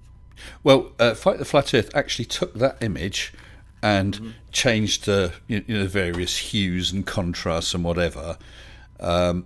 Still had the curve, and you could see that, and in fact you can see it on there. You've got the bright at the top of the clouds, then you've got sort of quite a blue which then fades to black. That curves as well. And there's a guy, oh gosh, what's the guy's name? Someone will tell us in the chat. What's the name of the mathematician guy? Really clever bloke, did the Earth curve calculator and that. Because he actually ran software to counteract the barrel distortion, so those string lines were straight again, and so then all the text and the writing was actually sort of ended up distorted, but the horizon still had the curve. No, not Walter. Nerd, not Mick West. Stating the obvious. Yeah, Walter Bislin. I will see if I can get you Walter Bislin's photograph as he undistorted, because different cameras have specific software functions that you can use in graphics package to take out distortion. Do you know about that? No, what camera is that? Well, no, any camera. So if you take a GoPro 4, if you apply this particular filter, it will undistort a GoPro 4, but that won't work with another camera. No, but it'll lower your angle of view too. I don't know quite what you mean by that. So if you have a GoPro camera that with a fisheye lens and it's got, like, let's say 170 degree field of vision, and then you switch it to the distortionless mode, it's going to probably be about half of that. No, I'm not talking about that. You take the finished image, and in effect, there's a Photoshop filter that right. Okay, so that can calculate to undistort it. Lens corrector. Yeah. Yes. Can uncorrect, but like I said before, the two problems that we have is, one, we don't have a full 90 degree image from a 90 degree camera, or supposedly we have a 90 degree image from a 90 degree camera, but we don't have a 90 degree curve. Well, you're probably I'm posting a link right now to Walter Bislin's page about Mage, so you can all have a look at that at your leisure. So when you say about that, I'll be honest and say I'm not really going to be able to comment about that, Lander. I don't know enough about cameras, but I found the image I wanted. So this is the one I will really want you to have a look at. So, I just realised I've still got that wind capture on. So let me load this properly in an image, because then you'll really see it.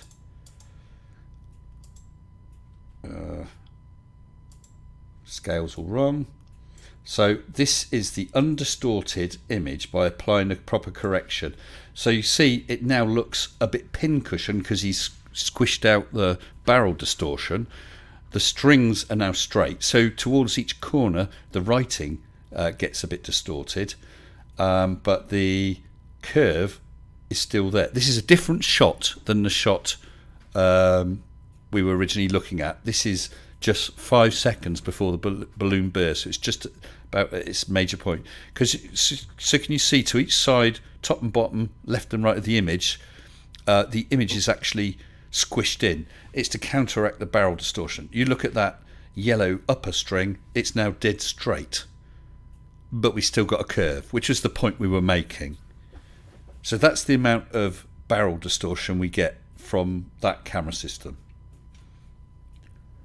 Barrel distortion, but if it's mustache distortion, it still affects it differently. So, sorry, you're very quiet right now. I don't know if you moved from your mic. Oh, sorry about that. That's okay. No worries. No, I see what you're saying. Yeah, so I would recommend people to have a look at Walter Bislin's page. I'll post the link again. It's absolutely astonishing because he contacted me. The work he has done with the Mage thing was absolutely astonishing. And he talks all about the cameras, so that could be worth, Lander, that could be worth you having a look at. Because I'll take a look at it. Yeah, because he, in fact, if I capture that window again, I've just realised he's got a nifty thing here. Right, we can swap the images. So that's the original image. Is that the original image after he's undistorted it? Yes.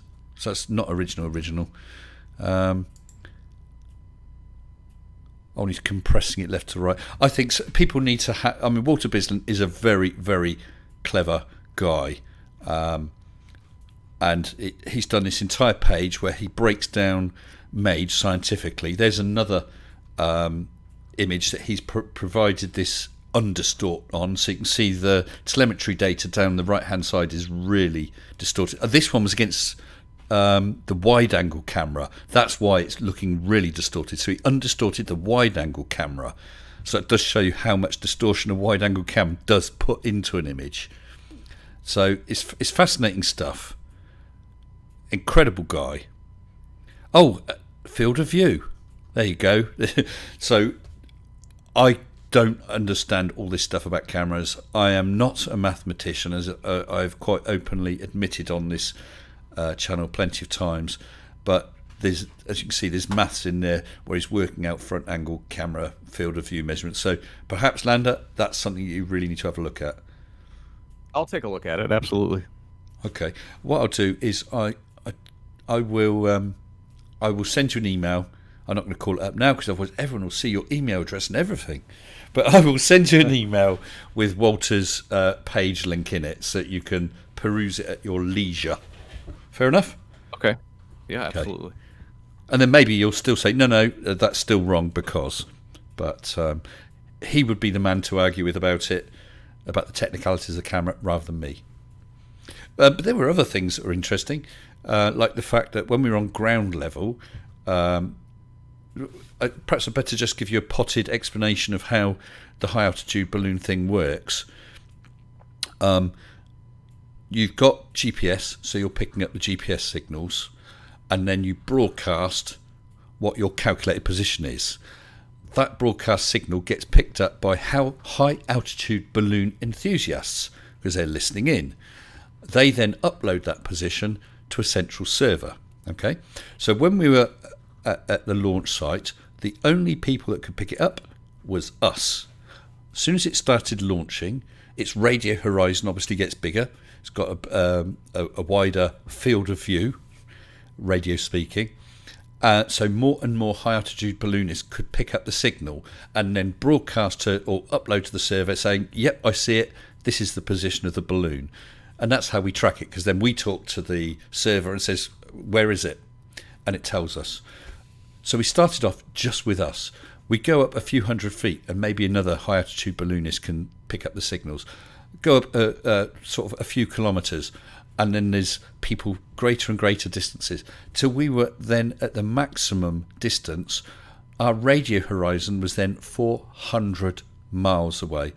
So people 400 miles away could pick up this little signal, and it was only a few watts, and determine our position and upload it to the server. They couldn't pick up the signal before we got high enough to see around the curve of the Earth. Oh, wait, so we're attributing that to the curve of the Earth? Sorry, say again. That said, you're attributing that to the curve of the Earth?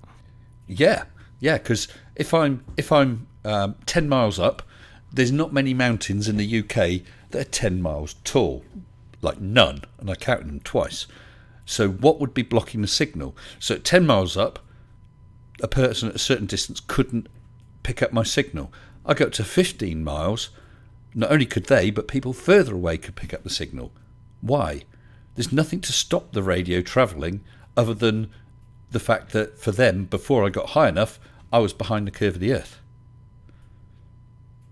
Unless you can think of something else that stopped them receiving the signal. Right. Yeah, I don't have an answer for that, honestly. Okay. I'll have to say, nor did any flat earther. Because I thought it was something I hadn't really thought about until after we did the mission. Okay. Right, I do have a couple of super chats. In fact, that's the best way to do it. I've got an IFTTT thing. I forget about that all the time. So let me just go back a bit.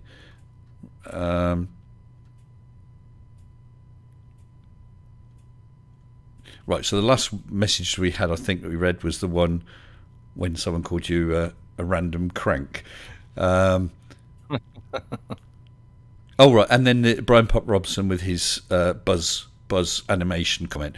Oh, then the ham radio from Dave McKeegan. There's more than I thought. There was the one about cell phones and GPS. Right. Brian Pop Robson. It's strange how my friend in the Netherlands can pick up the same GPS satellite as me 500 kilometres away in the UK. And yes, I am Pickett Word's brother.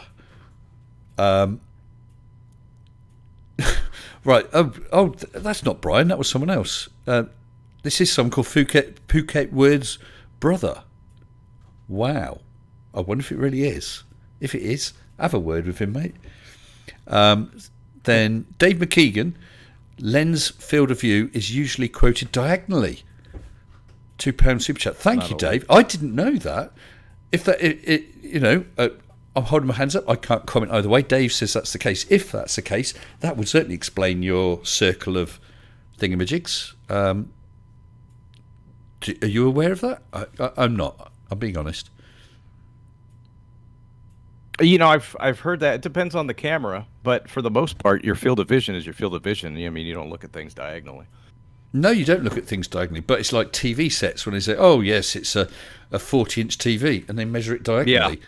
I mean, I never understood that. I mean, you've got the ratio, the 16:9 or whatever, but why quote it diagonally? But there we go.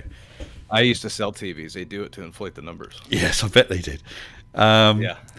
It's that way. Wow. And I've got a message from Connie Thunder. So for £20, Connie, that is so generous. Saying mage and a sensible person. Smiley face and a kiss. That must be for me. Don't worry, I won't tell my missus. She'll never know. We'll keep it between ourselves. Thank you, Connie. That's really kind of you.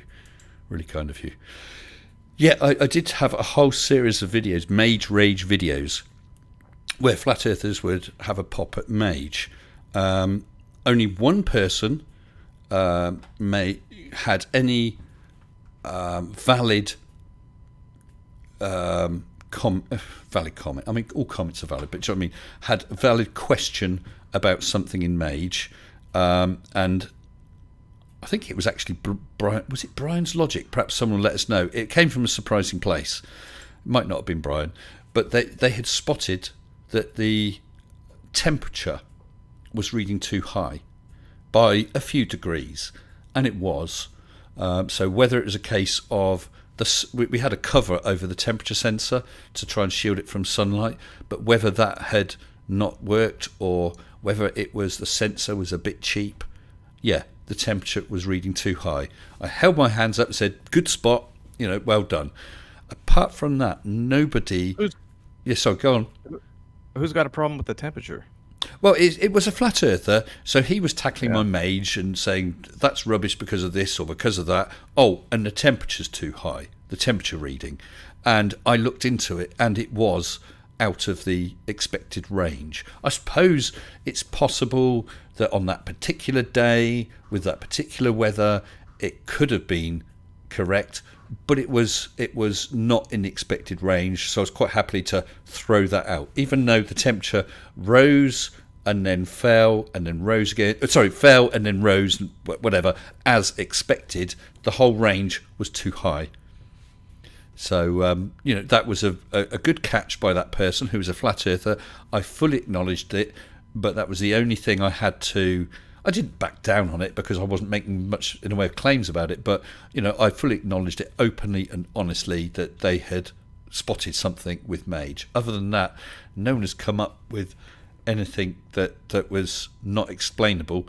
Second best Bob, £10 super chat, saying, "I'm late, stuffed with barbecue food. Great to find you live again, Mr. Sensible."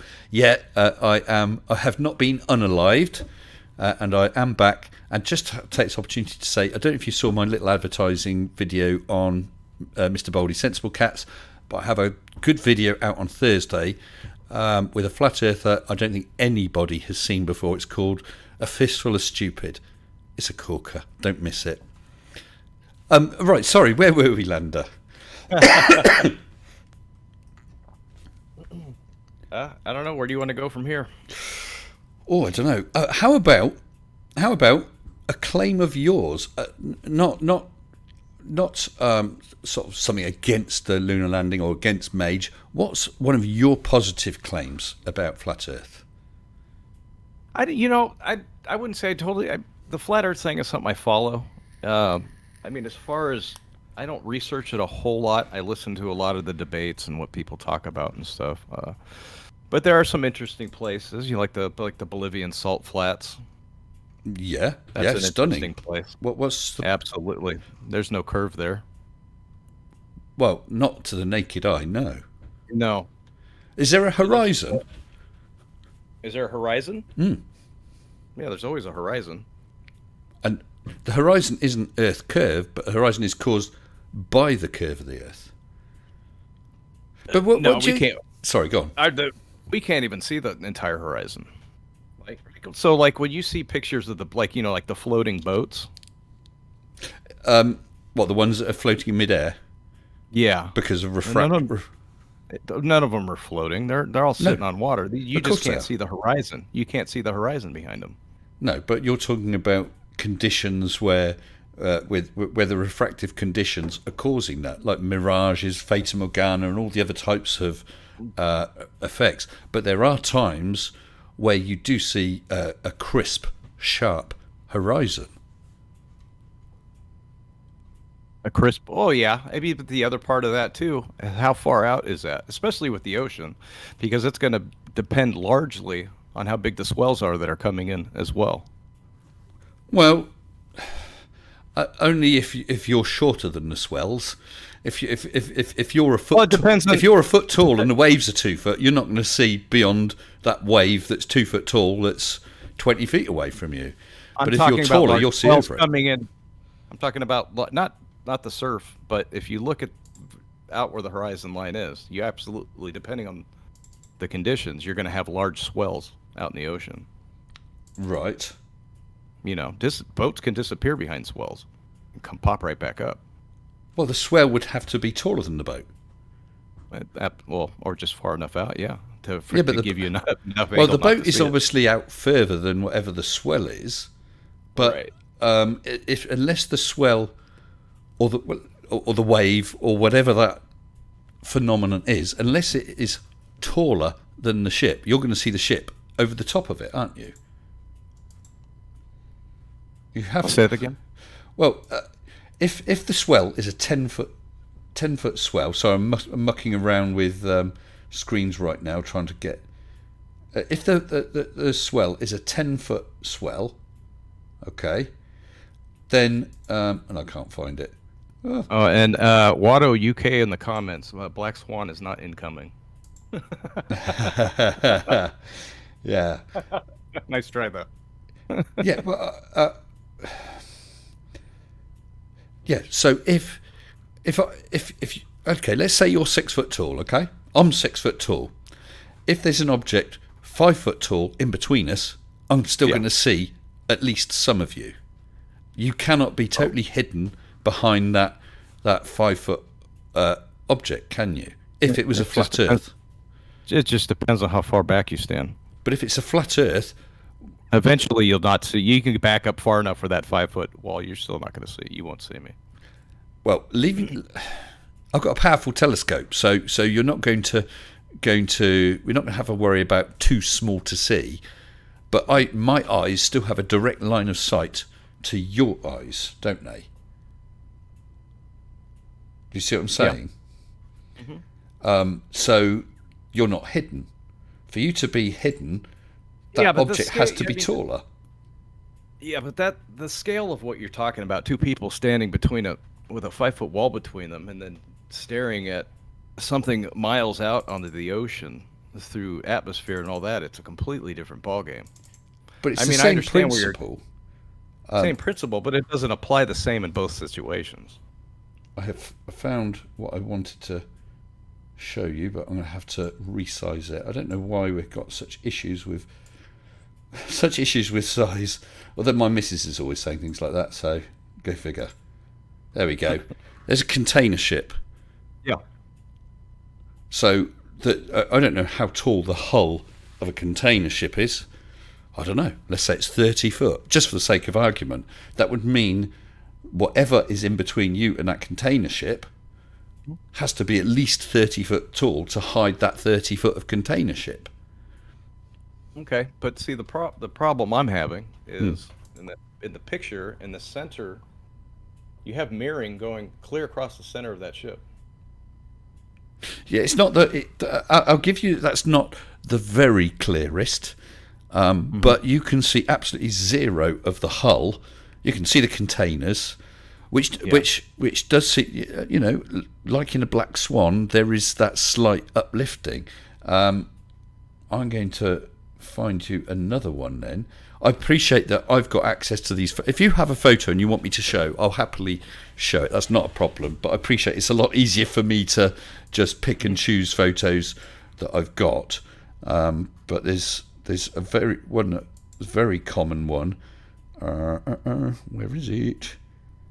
Do you know? I reckon I've lost data on my computer. There's a whole bunch of stuff that should be here that I don't seem to be able to see now, which is really annoying. It's not the one I was thinking of, but here's another one, similar sort of thing. Mm-hmm. So you've got two container ships. That's a relatively clear day. The containers on that further ship, if you look at the ones at either end, you can see like at one end is like a red one on top of a dark one, the other one has a darker one on top of a sort of brownish thing on top of a red one or whatever. You can see those clearly. You can even see, although you can't make out, the writing on the side of the containers, but you can't see the hull at all. Not at all. No. And you think that's sitting behind the curve, right? Yeah. Okay. Well, you see the boat in the foreground is a lot closer to you, correct? It is. It's definitely in front of the horizon. You can see the horizon is part way up the red of the hull. Well, I'm gonna say that line right there is right. So where that boat is sitting, depending on how big the swells are and how big they're moving in, right? And you have choppy water on top of the ocean, but the actual large swells that come in will cause this because, and you can see it in other photos. I mean, then there's pictures where people zoom in and bring them back in. No, never. Never? Never. If you, looking at that container ship, if you were to zoom in... No, it's behind... Yeah, you have an angle. You do have so like back to the swell thing. So if you're looking, depending on how close this larger swell is to you, and you wherever you are on the beach, that can create a problem. We don't know the height of the observer though either, do we? No, we don't know the height of the observer, but with regard to zooming in, if that was your view and you've got your P1000, the flat earther's camera of choice, if you're using one of those, if you were to zoom in on the containers, let's say you could read the writing, you may even be able to see the bolts down the side. That's fine, but you would not, and I hope you agree, you would not be able to zoom in and see the hull because there's nothing there to zoom in on. You'd only see the top of that swell right there. Good. See exactly Good. Okay. Yeah. Now, where people have sort of said, "Oh, I can zoom in," they're zooming in on a boat, perhaps a small boat, that's still in front of the horizon. Now, at that distance, it's too far away, being a small boat, to see by the naked eye. But you zoom in on a camera, and yes, you can see it again. But it wasn't behind the horizon, or whatever the blocking thing is, keeping it open for you as well. Let's say it was this swell. Those boats are not behind it. They're just a long way away, and they're relatively small, so you can't make them out by the naked eye. With a camera, you can zoom in, you can see them. But with this, whether it's Earth curve or your swell theory, either way, I think we agree that you would not be able to zoom in and then see the hull. Yeah. Cool. Okay, well, that's good. We agree on that. Judy Bassett. Judy Bassett, member 30 months. Hello, Judy. Hope you're well, love. She says, this is swell. But everyone's a winner, Judy. Everyone's a winner. If I use that joke, my missus will tell me off for making dad jokes. Oh, dear. Yeah, well, I mean, I'm glad that with regard to something like that, you can see the difference, even if we don't agree about what is hiding the hull, but you can see the difference between something that's just too small and something that's beyond whatever is doing the blocking. Yes, absolutely. Okay, because not many flat earthers can. No. Oh, well, yeah. I've seen that. But there's photos of sort of three-master schooners or whatever, those sort of ships, where the entire hull is gone, but not only can you still see the masts, you can still make out the rigging, on these zoomed-in photographs. So it's definitely not it's too small to see thing, because you can see the rigging and you can't see the hull. But we've already established that's not your argument anyway.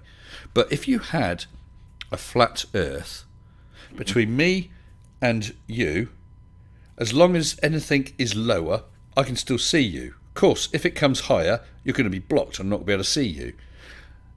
So anything that's blocking the entire hull of that ship at least has to be at the height of the hull.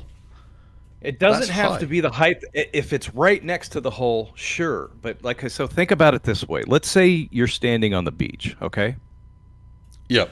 And you're staring at a ship, that's let's say a mile out, okay?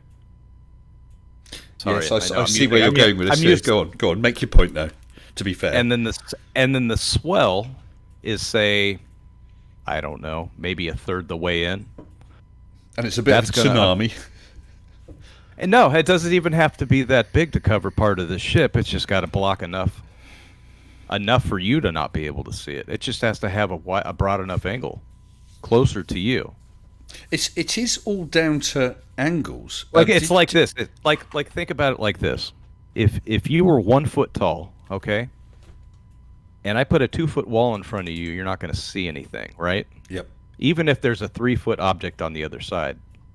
Let's say there's a 3 foot object. As long as it's a certain distance. Let's say there's an object 3 feet tall on the other side, let's say 10 feet away. I could keep sliding that 2 foot wall until you see that thing. Yes. And I do take that point. Yeah. So, I mean, when you're close inshore, generally, things, waves and swells aren't very big. But yes, geometrically, what you said holds.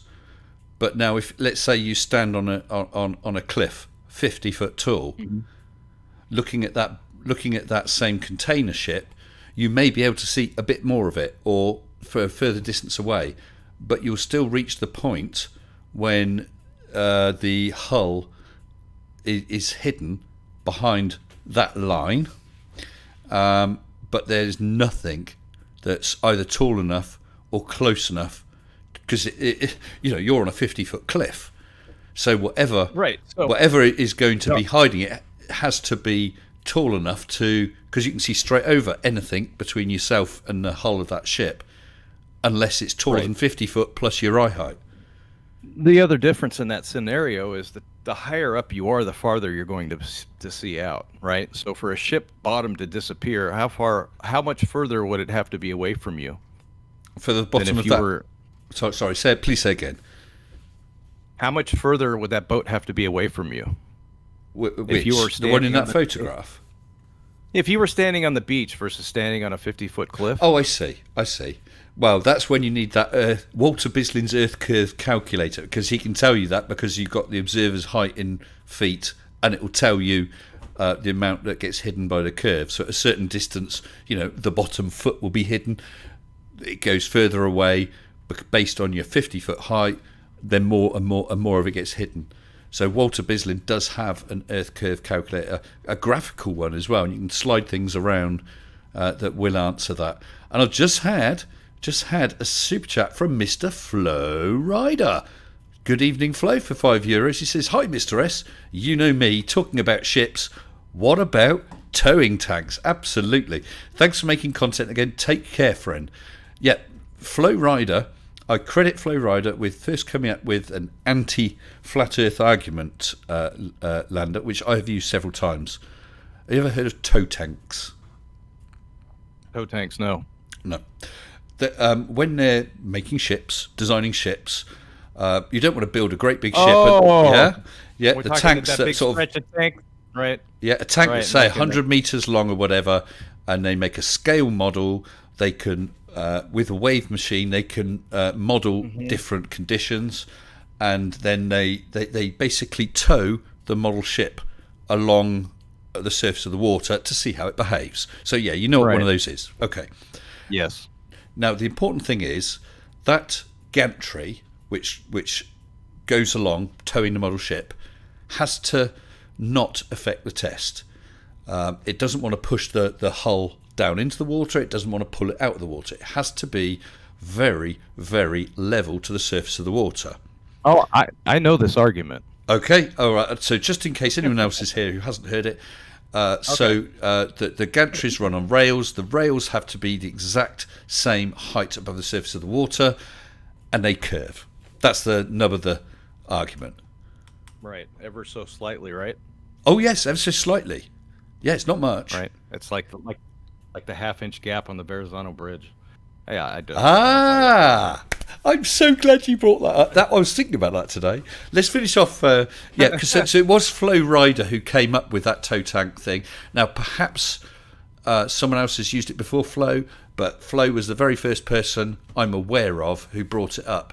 And there's a tow tank in Southampton, UK. It's the Boldrewood tow tank facility or something like that it's called, and over I think it's 135 meter length, that there's a very slight curve in the rails to keep them the same distance above the surface of the water. I forget the exact curve. It's just a couple of millimeters or something, but it was measured. It took a guy who they had one guy to do the measurements, so a different person's eyesight wouldn't affect it. And it took him a couple of weeks to make all the adjustments in all the clamps for the rails to get that curve right, with a needle just puncturing the surface of the water. And no flat earth has been able to explain why the rails have to curve. I don't know if you have an explanation. I think that amount of curve would be so negligible. I don't really think there'd be a point for it. Because it would impact on the testing if it had that curve. If it didn't have the curve. So if the water of the surface is curved, if the rails are dead straight, then at the start the boat will be slightly out, and as it goes along, it'll be pushed down into the water, and as it comes at the other end, it'll be lifted up. but then not. The curves, the rails follow the curve of the Earth, which in 135 meters is next to nothing. And then it depends on the orientation, because a north-south orientation, the amount of curvature is different from an east-west or east-southeast, northwest. You know what I mean? It makes a difference. They take all of that into account. Mm-hmm. But the Verrazano Narrows Bridge, I was thinking about that today. I was, and I thought I must dig out a photo of that just in case we could talk about it. Go on, tell me about the Verrazano Narrows Bridge and why you have an issue with it. Verrazano, I don't have an issue with it. I know people like to cite the half-inch supposed gap between the two towers, but I mean that bridge shrinks and swells as much as 12 feet on a hot day. Actually, what shrinks and swells? Or which the part actual of the bridge? itself. Oh, parts, just all the steel on it and stuff. It can have the deck and that. Yeah, it can have all kinds of shifting because of the steel gets hot and it expands and contracts. It's mostly steel. Yeah. Okay. Let's leave aside the deck, because the deck is in effect it's suspended from the catenary wires. So if the deck moved, that doesn't affect the towers. The towers are concrete, I presume, with some sort of steel core or whatever. I'll be honest, say I don't know the internal construction, but because, again, just in case anyone's here is not aware, the Verrazano Narrows Bridge at one time was the longest span suspension bridge in the world. But because of the curve of the Earth, the two vertical towers are actually slightly further apart at the top than they are at the bottom. Obviously, I'm accentuating. As Lando said, it's somewhere in the region of half an inch to an inch or something of that order anyway. But it's there. So do you have... Okay. Well, it's okay. Like you said, it was at one point in time the world's largest bridge. And then after that, it was overtaken by the Golden Gate. I think the one in the UK... I'm not sure if it's the Clifton Suspension Bridge or the one over the Avon, but okay, yeah. And now that's no longer the largest one. But the question I want to ask you is, why? Why is it further apart at the top than the bottom? It's claimed to be further at the top than at the bottom. Who's gone up there and measured that? How could you even measure that within a half an inch? Well, I don't. I mean, there's got to be. Just between the two towers alone, there's got to be at least a half an inch of expansion or contraction between the two. But I'm sort of dancing around. Sorry, go on. Yeah, and then aside from it, it was billed at one time as being the largest bridge, and they said, we had to use. It's so big we had to use globe math to build it, but no other bridge really makes that claim around that time period. I don't really think that when they're building the towers, they build them absolutely vertical. They do not want them to lean. I was sort of dancing around this a bit. Now, I said to you before we came on, I don't want to try and trick you, and I really don't. But I was leaving an opening just in case you would say it, because one of the things many flat earthers have said is, the towers lean apart because they're leaning back to take the strain of the suspension cable that the bridge is on, because of course that's all pulling down, want to pull the towers over. Do you see what I'm saying? If someone's you're tugging on a rope, you'll lean backwards to help counteract the force. I was actually so hoping you would say that. I'll be honest. I wasn't trying to trick you, but I was so hoping, because the cables aren't fastened to the top of the towers. They don't pull the towers to the left or the right. Right. No, they're support towers. The support towers, those cables, for any flat earthers who are unaware, the cables run on saddles. They can actually move slightly. They have to allow for things like you were just talking about, the expansion, contraction, and like when they were building the things, they were setting up the deck in sections and joining them together. So more and more weight was being added, and the catenary, the curve of the wires changed as the loads were added. Absolutely. It's the same reason why they put the cracks in the sidewalk, expansion and contraction. Yeah, And as Mr. Andrew said, the cables move independent of the towers. Yeah, and Mr. Andrew, I've been aware of that for a long time. And so that's why I was so happy when Lander mentioned it. I thought, at last someone's going to make this claim, because but you didn't. I'll be fair, you didn't. Because, yes, if the cables were actually fastened to the tower, okay, you've got another cable from the tower going down to the ground that's embedded in tons and tons of concrete. But if it's fastened to the tower, you'd have to get those forces balanced. Otherwise, the tower wants to pull one way or another. Absolutely. And flat earthers have claimed that it's lent backwards to counteract it, but it's not true because the cable's not fastened to it. But thank you. Go ahead, Lander. Yeah, no, I know exactly what you're talking about. But I'll be the first to tell you I'm not a bridge builder. No, nor am I. But they absolutely, in large building projects, they got to build a certain amount of expansion and contraction into any project. Yeah. Because it'll be affected by it no matter what the materials are typically. Well, look at just things like railways. When you get excess heat, rails expand and they buckle. Expansion's a very real thing. And like you said, yes, you get expansion joints in concrete. Otherwise it will buckle and crack and whatever. And it's going to be the same with everything, isn't it? Yeah, some things worse than others, but yeah. And I don't think there's a lot of people that really pay attention to that, but that plays a big role in a lot of construction stuff. Yes. Yeah. Aside from the only other thing about bridges is that you'll notice that when they do any technical drawings you see of bridges, I don't care. Go find a technical drawing of the largest bridge you can find. It's going to be technically drawn over a flat surface. Yes. Well, I mean, you'd have every to. Time. Well, actually, I mean, you'd have to have a bridge of the scale of something like the Verrazano Narrows Bridge for it to have any effect anyway. And actually, if you took something, I forget how long it is. Is it 1.6 miles? I don't know. It's very, very big. But scale it down to a very large drawing, then any curve, you're not going to be able to draw that curve in. You might have to put some maths in for it, but you're not going to be able to draw it. I do apologise. I've got a couple of super chats that I missed during that discussion. Mr. Flow Rider again. Oh, no, beg your pardon. It was someone called Eclipse Chris. That's a new name. Thank you, Eclipse Chris. Super chat at £5 said, I would like to see him explain the sunset image with the sun being cut in half. That is one big swell. Would you accept that as proof of a globe? No. So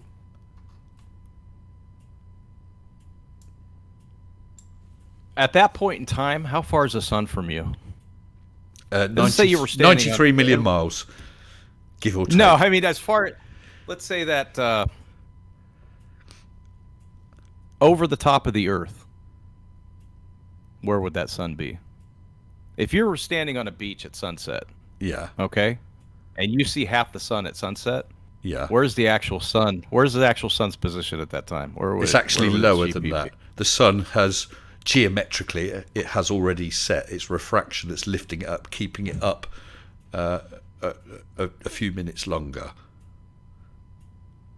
So if you drew a tangent line from where you are, the sun is actually already down a bit, but the refraction lifts it up slightly so that it's still appearing just above, and then going behind the horizon. I think his point is, well, actually it's 2 points. One, that would have to be a hell of a big swell if you were down at the seaside, hell of a big swell to hide the sun. And secondly, why is the sun disappear? Do you know what I mean? How can it disappear at all if it's up in the sky?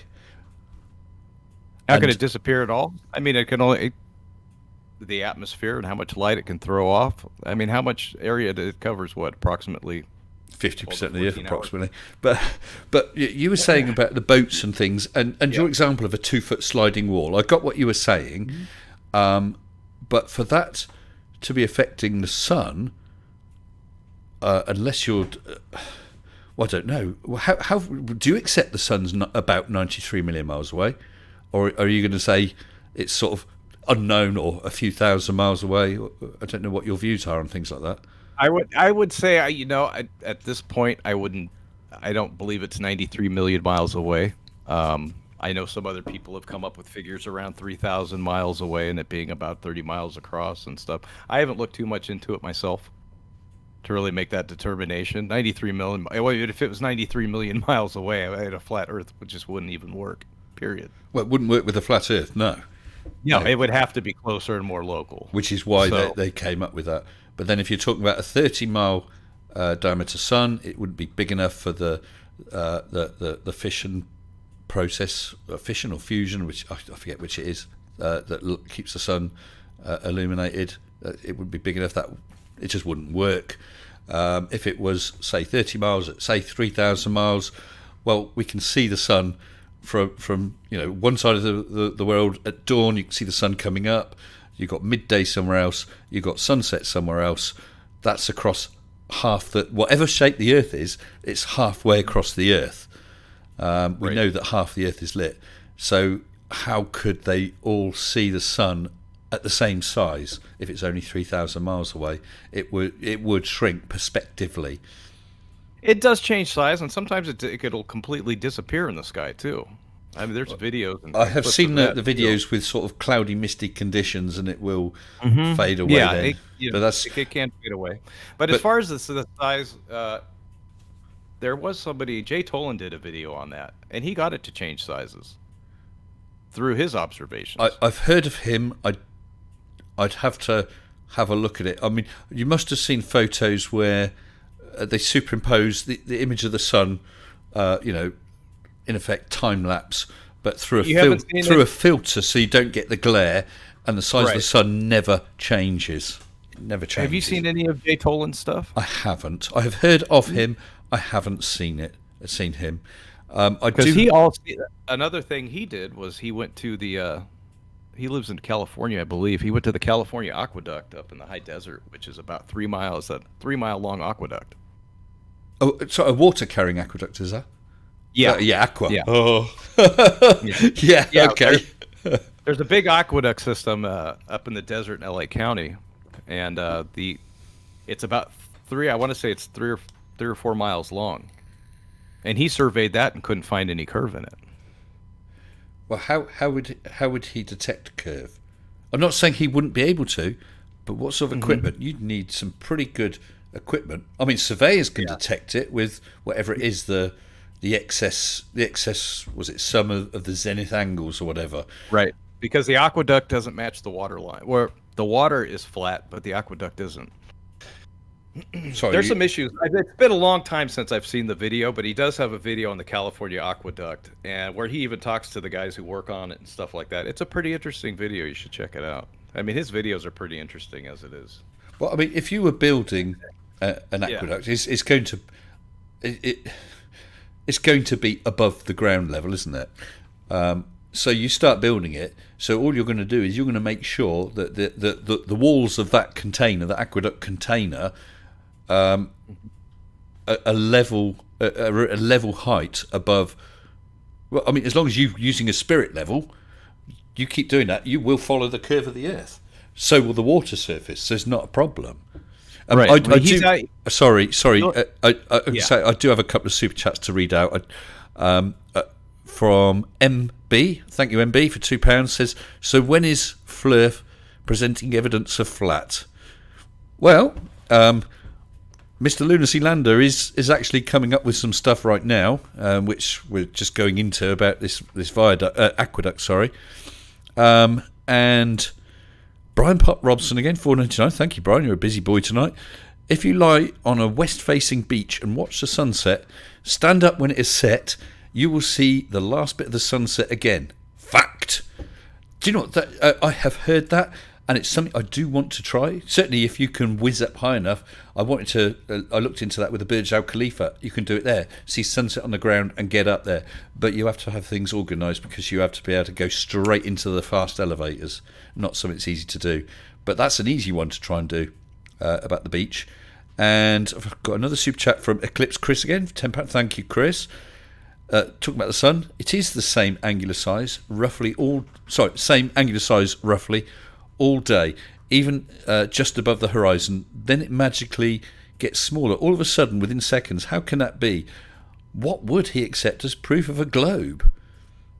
That's actually an interesting thing, Lander. What would make you think, do you know what, actually, I think it is globe? What sort of evidence would I have to show you? What? You know what? I don't know. I guess I'll know it when I see it. Yeah. But, it's one of those. But even in that comment there, it's the same angular size roughly all day. Roughly all day means it's not the same size all day. It's just roughly. Well, I don't know what the difference is, but when you think about it, given that we are stating the sun is 93 million miles away, and its angular size is approximately half a degree, isn't it? I think it is. Then imagine that triangle: 93 million miles distance, half a degree angular, separation side to side, and then we move halfway around the Earth. We have changed that distance not at all. Basically, it's a minuscule change. So we would expect the size of the sun, the differences in the size of the sun over that 12 hours or whatever it is, to be absolutely minimal as well. I've not done the maths. I don't know what the exact figure is, but just based on that, it's going to be tiny. I don't even know how you would measure it to that accuracy, the difference. Right. Yeah. And we got a message from Nerd Alert again for 10 years. Thank you, Nerd Alert. Going back to the Verrazano Narrows. Verrazano Narrows is 211 metres tall. Linear expansion coefficient for concrete is 12 times 10 to the negative 6. Is that over divided by K? Over K? Kelvin? I don't know what that is. Generously assuming 60k difference between winter and summer, that's still going to be only 15 centimetres, not multiple feet. Hey, I hold my hands up. I am no mathematician. No mathematician. Although I do know that 10 to the negative 17 is not a negative number. Here we go. Here's the answer to that, okay? Mm. The Verrazano's road... I don't know. I'm going to quote this. Yep, the Verrazano road deck is 12 feet lower in the summer than in the winter because the steel cables contract or expand as temperature changes. The monumental 693-foot towers are not parallel to each other. That's the half-inch claim. But that the decks do drop at least 12 feet in the summertime. So, yeah, there's quite a bit of expansion in that bridge. Yeah, and suspension bridges are made to move. You get some heavy loads going over, and they will do that, of course, which is why the suspension cables themselves cannot be attached to the towers, because the only way that would work is by bending the towers, which would be disaster. Oh, yeah. You wouldn't have, at that point, if they were connected at the top of the towers, you wouldn't need flexible cables. Yeah. It'd just be rigid. Oh, we got got a super chat from another new name. Good evening from Nike Spitz. Hope I said that right. Or is it Nikki? Please forgive me if I got that wrong. Nice to see a debate not turning into a dumpster fire. Just two guys being polite to each other. Love it. Well, thank you very much. I appreciate that. Yeah, that's nice. Yeah. Well, I mean, Lander... I'll be honest, Lander. When I first saw your comment, and I know you haven't got an avatar I could have used to advertise this, but you got your little avatar, little circular one that we can see next to us in Discord. Yes. I'll be honest. I judged you unfairly. I thought you were going to be a difficult person to get on with and speak with. You were not rude in the comments. I just had that feeling because I've come across it so many times with so many flat earthers.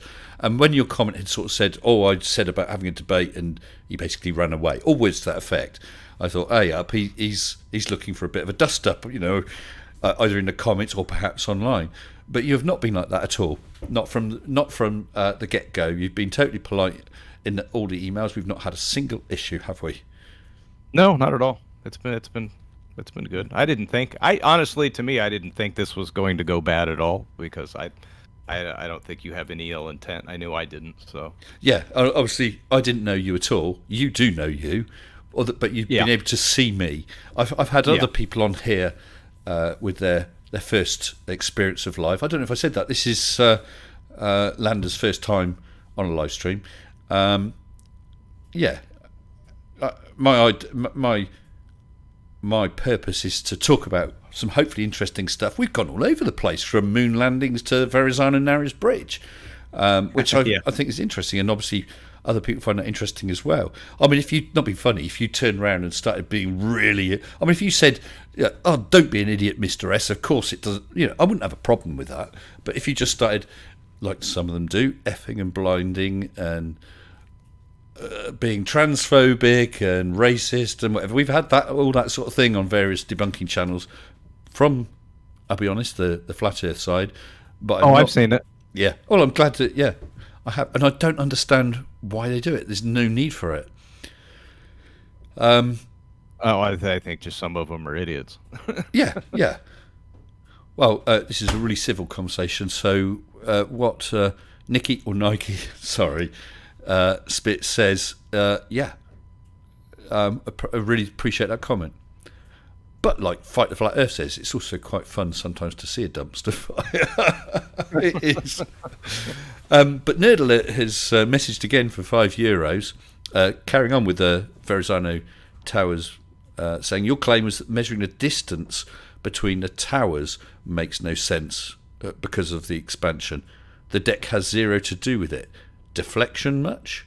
I think there's deflection. Because, yes, the deck is not attached to the towers. The deck is suspended from the cables, which are just riding over the top of the towers.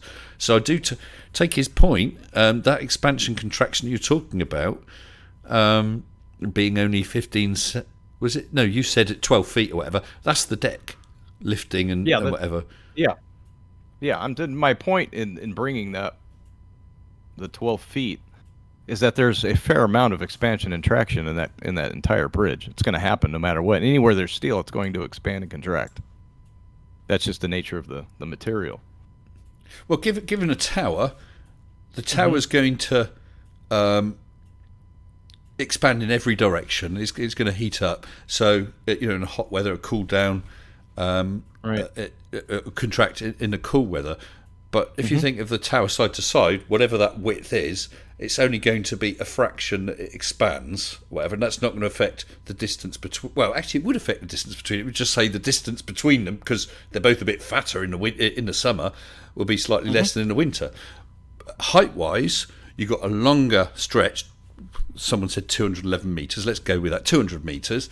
Then the expansion's going to be more. There's going to be a greater amount of expansion. I think the greater amount of expansion is from the cables coming down from the suspension cables that are actually holding the deck up. Yeah, but basically we could lose the cables, lose the catenary wires, the suspension wires, lose the deck. So we just got two towers, right? Yeah. So let's forget about all expansion of the deck. They're going to expand, get thicker and thinner, summer and winter. They're going to get slightly taller and shorter, summer and winter. But they're still going to be leaning apart. There's going to be they're not going to be exactly parallel. That's it. They're not going to be exactly parallel. The tops are going to be slightly further apart than the bottoms. The centre of the tops to the centre of the bottoms. And that's not going to be affected by contraction and expansion, is it? Yeah, well, there's what are the top of those towers made out of? So what did I just say? I said it's not going to affect. Well, it's not going to affect the fact that they're leaning apart. If they get taller, then if they get taller, they are further apart. If they got taller, they're further apart. Yeah. I'm not talking about them getting taller or shorter so much. There's a lot of weight on them, but as far as, across from each other, the half-inch claim is between the two towers.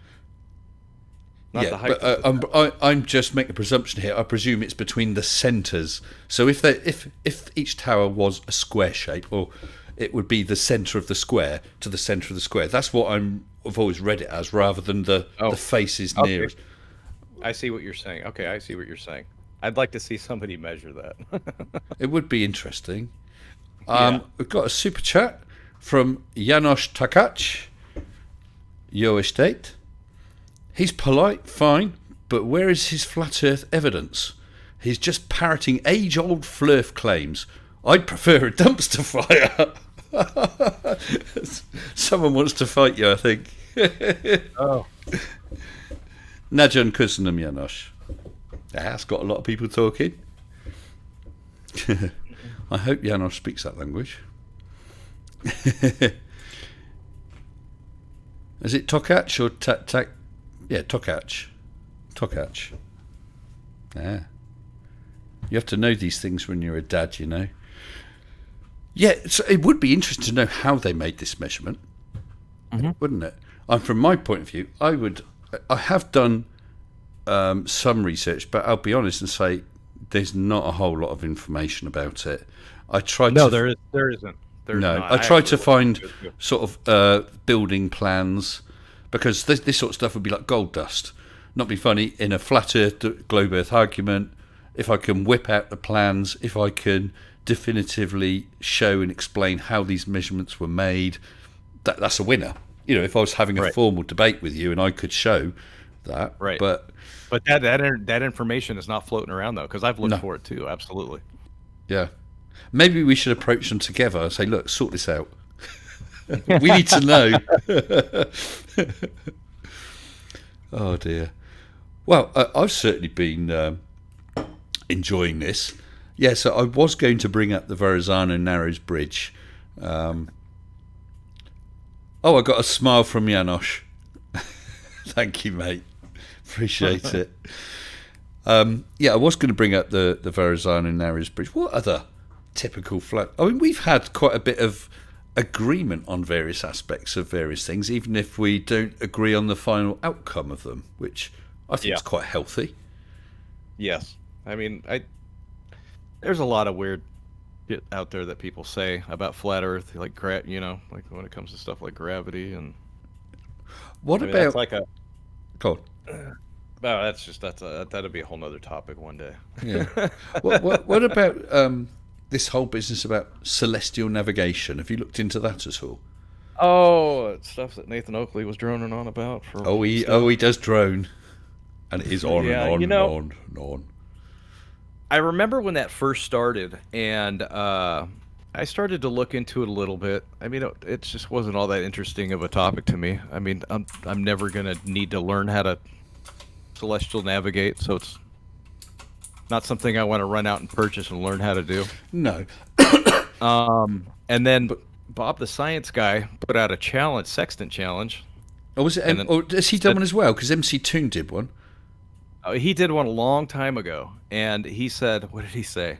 He said, don't worry, no flurfer will ever solve it. And I was the first one to solve it. And was this the one where he gave 3 sets of sextant readings, and you're supposed to identify where it was or something? I didn't look into it too much. Yeah. And then the end result. And base it on a flat Earth, though. I think didn't they have to? You have to base it on a flat Earth. No, you just you had to find his home address is what you had to find. Oh, okay. Which is a dumb contest to give out your home address, but I solved it, and then he told me I didn't solve it, and then just evolved into him shadow banning me and ignoring me. So, that's the type of guy Bob is. I don't know if you're aware, but I know and highly respect MC Toon. I don't know anything about this disagreement between you, and to be honest, whatever the disagreement is, I don't hold it against him, against you. I'm happy to speak with both. Right. I don't know the details, but I know he had put out a challenge. But the whole thing is, with celestial navigation, well, there's a couple of things. One is that I've not come across a flat earther yet who gets the difference between triangulation and trilateration. Have you heard of trilateration? Yeah. You have. Yeah. I'm not saying that. That's how they determine. Like, let's say you get lost somewhere, and your cell phone, your last known location they figure that out through trilateralization. Sorry, you're going a little quiet again. I don't know if you're just turning. Sorry. Yeah. Can you? Yeah. Okay. No. They use trilateration to locate people. Yes, they do, and you can use triangulation as well. But there's the difference. The main difference is if I can see 3 things. I don't know. The Sydney Opera House is at 10 degrees. I look this way at so many degrees. I can see the Leaning Tower of Pisa. Pisa, and I look another direction at so many degrees from north, and I can see the Tower of London. Tower of London. If I've got those three angles, then that gives me my location. Yeah, triangulation, okay. 3 angles. Yeah, right. So it's because you can take a map and for the Sydney Opera House, draw a line through it at however many degrees off of north, take another thing, draw line so many degrees off of north, and so on. Those lines will cross. That's your position. That's triangulation. You've got you've got angles to 3 known objects. Trilateration, which is what GPS uses as well. You don't know the angle to anything. All you know is the distance. So if I know, well, I'm 50 miles from Manchester, I'm 125 miles from London, well, each of those is a circle. So a 50-mile circle around Manchester, a 100-mile circle around London. Well, there's 2 points that those intersect. Oh, I'm also, 62 miles from Norwich. Draw a 62-mile diameter circle around Norwich. Bang. One place crosses 3 points. You've used 3 circles, in effect, circles of equal altitude, distance from 3 known locations. So that gives me my location. That's what you do with celestial navigation, because you've got the almanac to know where a star is over the Earth, where it's at zenith over its GP at a given date and time. So if you know how high above the horizon it is, adjusting for refraction and so on, that gives you how far off of your zenith is, so therefore you know how far around the Earth you've come. That gives you an angle, which is a distance, because a circle's 360 degrees. If you've come 1 degree around that circle, that's 60 nautical miles. Do that 3 times with 3 known locations, the GP of 3 stars, bang, you've got your location. With GPS you need 4 for it to work, because there's the other axis as well. Do you see what I'm saying? Yeah, no, absolutely. But like I said, I didn't do a whole lot of deep diving into celestial navigation, and you do run into, I think, some of the problem with this is you'll find conflicting sources on the internet on how this works.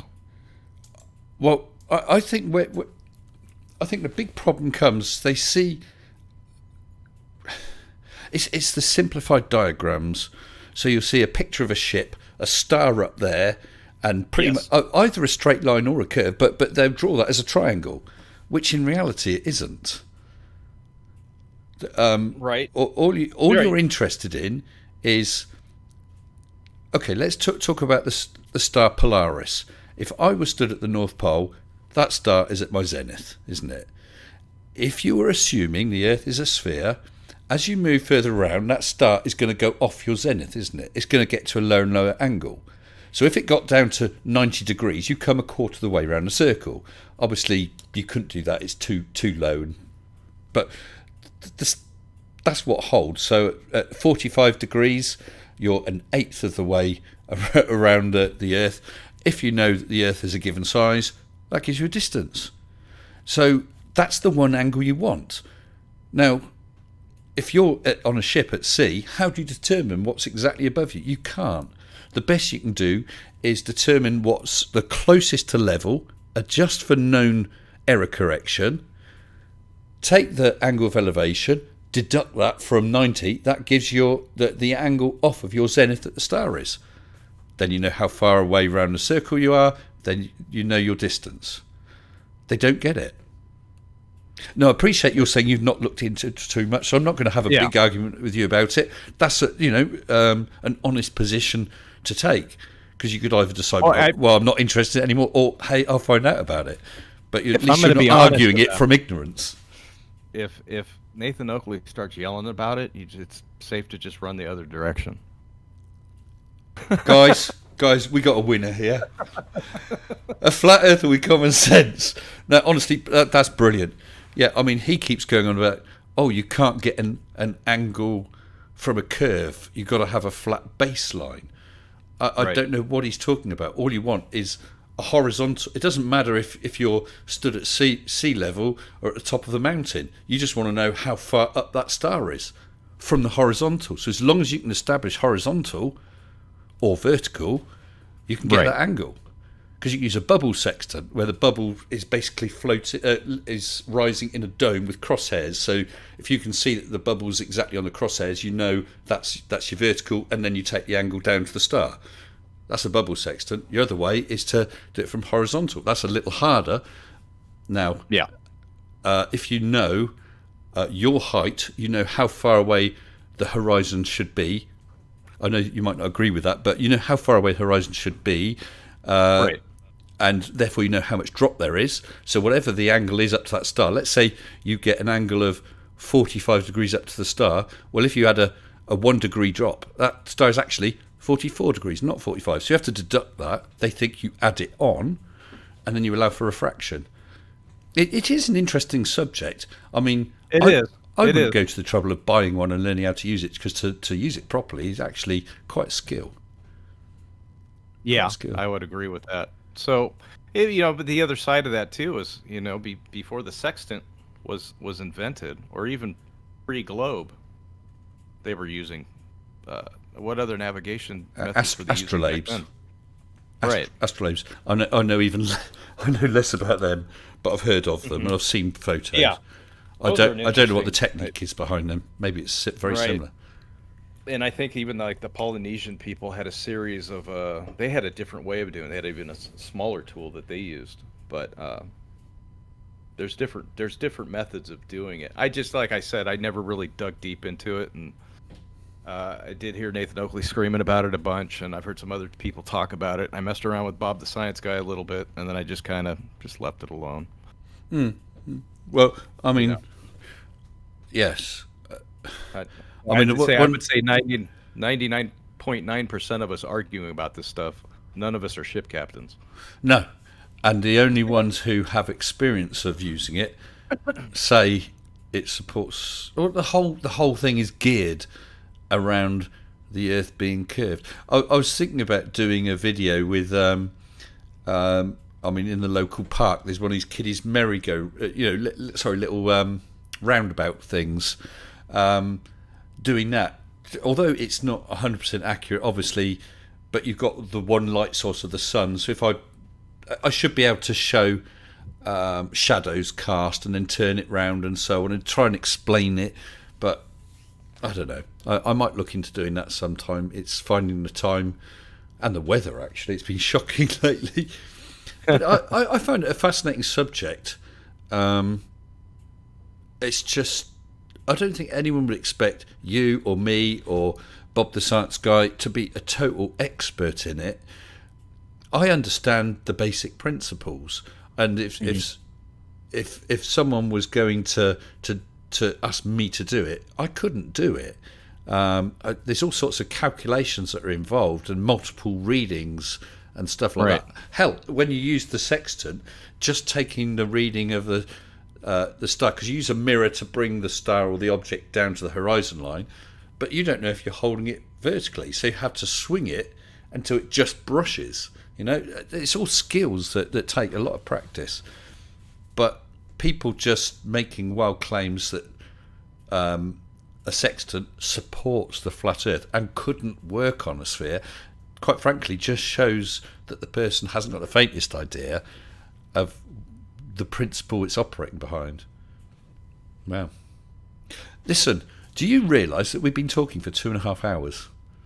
Yeah, we've been on here for a time, huh? Yeah. I'm not sure. I'm not asking what your time zone is there. I'm guessing it's a bit different than mine. So it's about 10:30 at night here.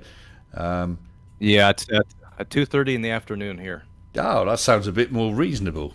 But I do have. Oh, I have 2 more super chats. I do apologise, guys. What I'll do is I will read these super chats and give Lander a chance to respond to these. But after that, I don't think we'll put forward any more sort of questioning type points, just purely because of time. So, Edwulf Slechverta. Good evening, Edwulf. Not spoken or seen you for a while, but then I've not been here for a while either. Super chat for £10 saying, Mr. S, I'm curious to hear Lunacy Lander's thoughts on the operation of an equatorial mount on the oh gosh, right? Is it right azimuthal declination coordinate system on a flat Earth? I'm a jack of all trades. I'm an expert at none. But yeah, what about an equatorial mount? Because if you're tracking either the stars or the sun or whatever, it won't. Right. Yeah. Yeah, Good. I've heard of the equatorial mounts. I've never looked into one at all as to what they do, their functions, or anything other than what the name of it is. And by that, I mean you can kind of guess as to what it does. I know they use them in telescopes and stuff like that. They do use them in telescopes, yes. Yeah. Because obviously, if you're assuming that the Earth was rotating, if you want to take or look at a star for a period of time, you're going to need the scope to obviously track it. Obviously, so if you align the axis of the mount with the north-south axis of the spin of the Earth, then all you need to do. So if my axis is this way, as long as I line that, I can keep looking at you the whole time. Whereas if you just have a fixed mount tracking in a circle, I know this is a circle, but it's not really. This example's not really holding true. We would lose track because we'd be following a different path. But as long as my counter rotation, so the Earth's turning that way, my head's turning the other way, as long as it's going at the exact speed of the rotation of the Earth, about 15 degrees per hour, thanks Bob, then I'll still be looking in the same direction. That's the basic principle. Oh, that's something I'll have to look into. Yeah, because that won't work on a flat Earth, and yet it's absolutely required for astronomy. So yeah, I appreciate it. It's something if you don't have. I mean, I've got very little knowledge other than, as I said, just understand the basic principle. Yeah, it wouldn't work on a flat Earth.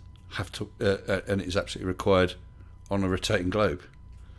And the next one is from Mr. Gary Little. Hello, Gary.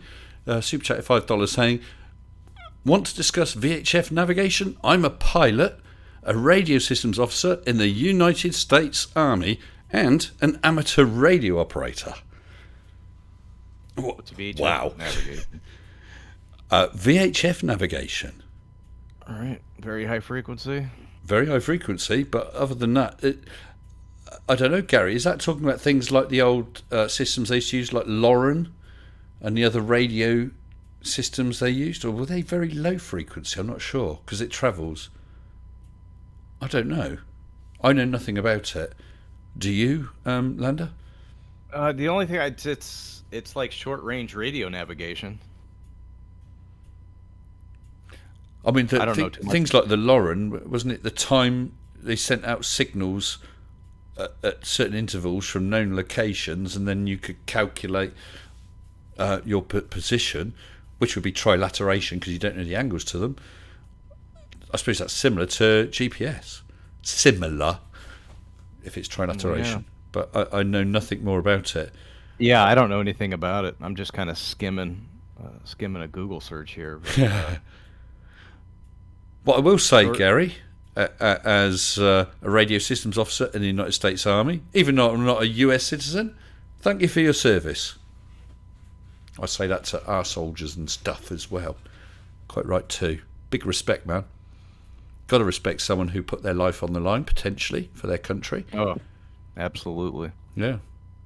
My grandfather was in World War II. My dad was in Vietnam. Wow. Wow. Well, I told you earlier on that I had been to Arizona and I made friends with a Vietnam vet. And when I was talking to him one time, we were stood outside his house. He suddenly dropped to the floor when he heard a car backfire, and he got a PTSD flashback. Very sad.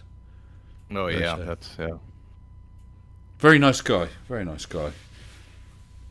Took me in as a total stranger. I'd only met him on a training course. Took me to his home, meals with his family. Made me feel most welcome. And I'll never forget it. Not been in contact with him for many, many years. Yeah. It looks like we just got another one come in from Second Best Bob. Get Rachy00000 on here. She's been chatting with so many people in here tonight. Hey, Rachie, I'm not going to be able to carry on much longer, but do you fancy... you've been on here before, a long time ago. Do you fancy having a chat like this one evening? If so, why not drop me an email? I think the link's in the description, but it's mr-sensible@hotmail.com. I'd love to hook up and have another chat, because I know you were a good person to talk to as well. We didn't agree on everything, but you're a reasonable person to talk to. And actually, I've seen some of the stuff you've done countering some of the wacky flat Earth stuff. I mean, some people might say, "Oh, the flat Earth is wacky," but some of it is really out there. And I know you've done stuff. Some Talking of it is. Yeah. Some of it is so far gone. Yeah. I mean, what I have said to people before, Lander, is as a first approximation, if you were born today with no knowledge and you stepped out, you're going to say, "Hey, the world looks flat." That's a good first position to take, absolutely. But investigating further, I don't think it holds under the weight of the evidence. But I guess we're going to disagree on that. Well, look, I'm going to give you, as I said at the top of the show, big props for coming on here. Totally respectful. I've really, really enjoyed this. I know that the kickback in the comments that you got when I pinned your comment about the debate, they were probably a bit harsh. I do realise that, and yet you still came on. Yeah, I mean, it gets repetitive. I don't know. I guess it's fun. So, well, but yeah, it's been a nice conversation. I've enjoyed it. We should do it again. I would like that. And I will send you some information, and I'll just I'll randomly send stuff to you to go over for your own. Yes, yeah, and then maybe we'll come across something that we're going to really disagree on that could be the basis of another chat, or even something more formal. But either way, yeah, that's cool. And I was going to send something to you, and I forgot what it was. Was it Walter Bislin's page?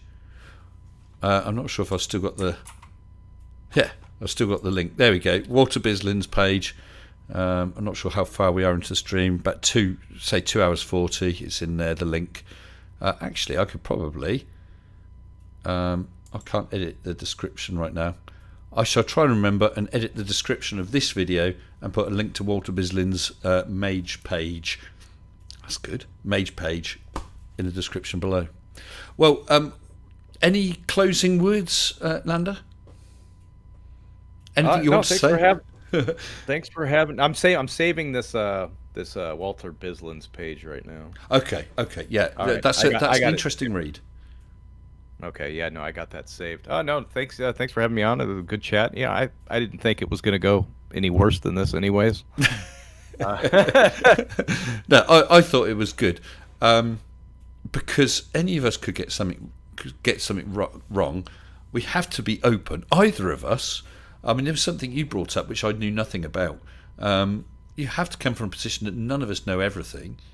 Absolutely. And be open to be shown that we're wrong. But I think a lot of flat earthers come from the point of, it's flat, so anything you can tell me that shows it's not flat must be a lie. That's the wrong way to do it. It's the wrong way to do it. There's been one or two notable exceptions, like, I can't think of his name now. There's a flat earther. He was shown the Blackpool Tower picture, and that persuaded him, and he's no longer a flat earther. So he had the honesty to look at the evidence, weigh up what he was shown, and come to the conclusion it was correct. Now, someone else might not be, and that's fine. But as long as you're open to that, that's all you can ask, isn't it? Yeah. And I've had another super chat from Janos Takac, saying Dave McKeegan has a video about equatorial mounts. So, Dave McKeegan was in here and super chatting earlier. I don't know if he's still here, but he's got a video about equatorial mounts. So that could be worth a look as well. All righty. Yeah, I'll check it out. Okay, well, everyone here, unless you've got any last words to say, Lander? No, that's it. I'll stay in touch with you. Okay, sounds good. So everybody, thank you very much to all my members and patrons. I don't know if you can see the list below. Over the past few months, when I've been off ill. I've lost a few members, lost a few patrons, which I do understand because I was not producing material, and I totally understand. I do also thank those who stayed with me, continue supporting me during this period. I hope I'm on my way back up again. I've really enjoyed tonight, and I've got another video out on Thursday, as I said, called A Fistful of Stupid, which is a good fun video about a flat earther I've never seen talked about before. So please join me on my main channel, Mr. Baldy Sensible Cats, Thursday evening, probably around 8 p.m. UK time. Thanks for all the super chats. Thanks for the support and the love, guys. Take care. All the best. Stay sensible.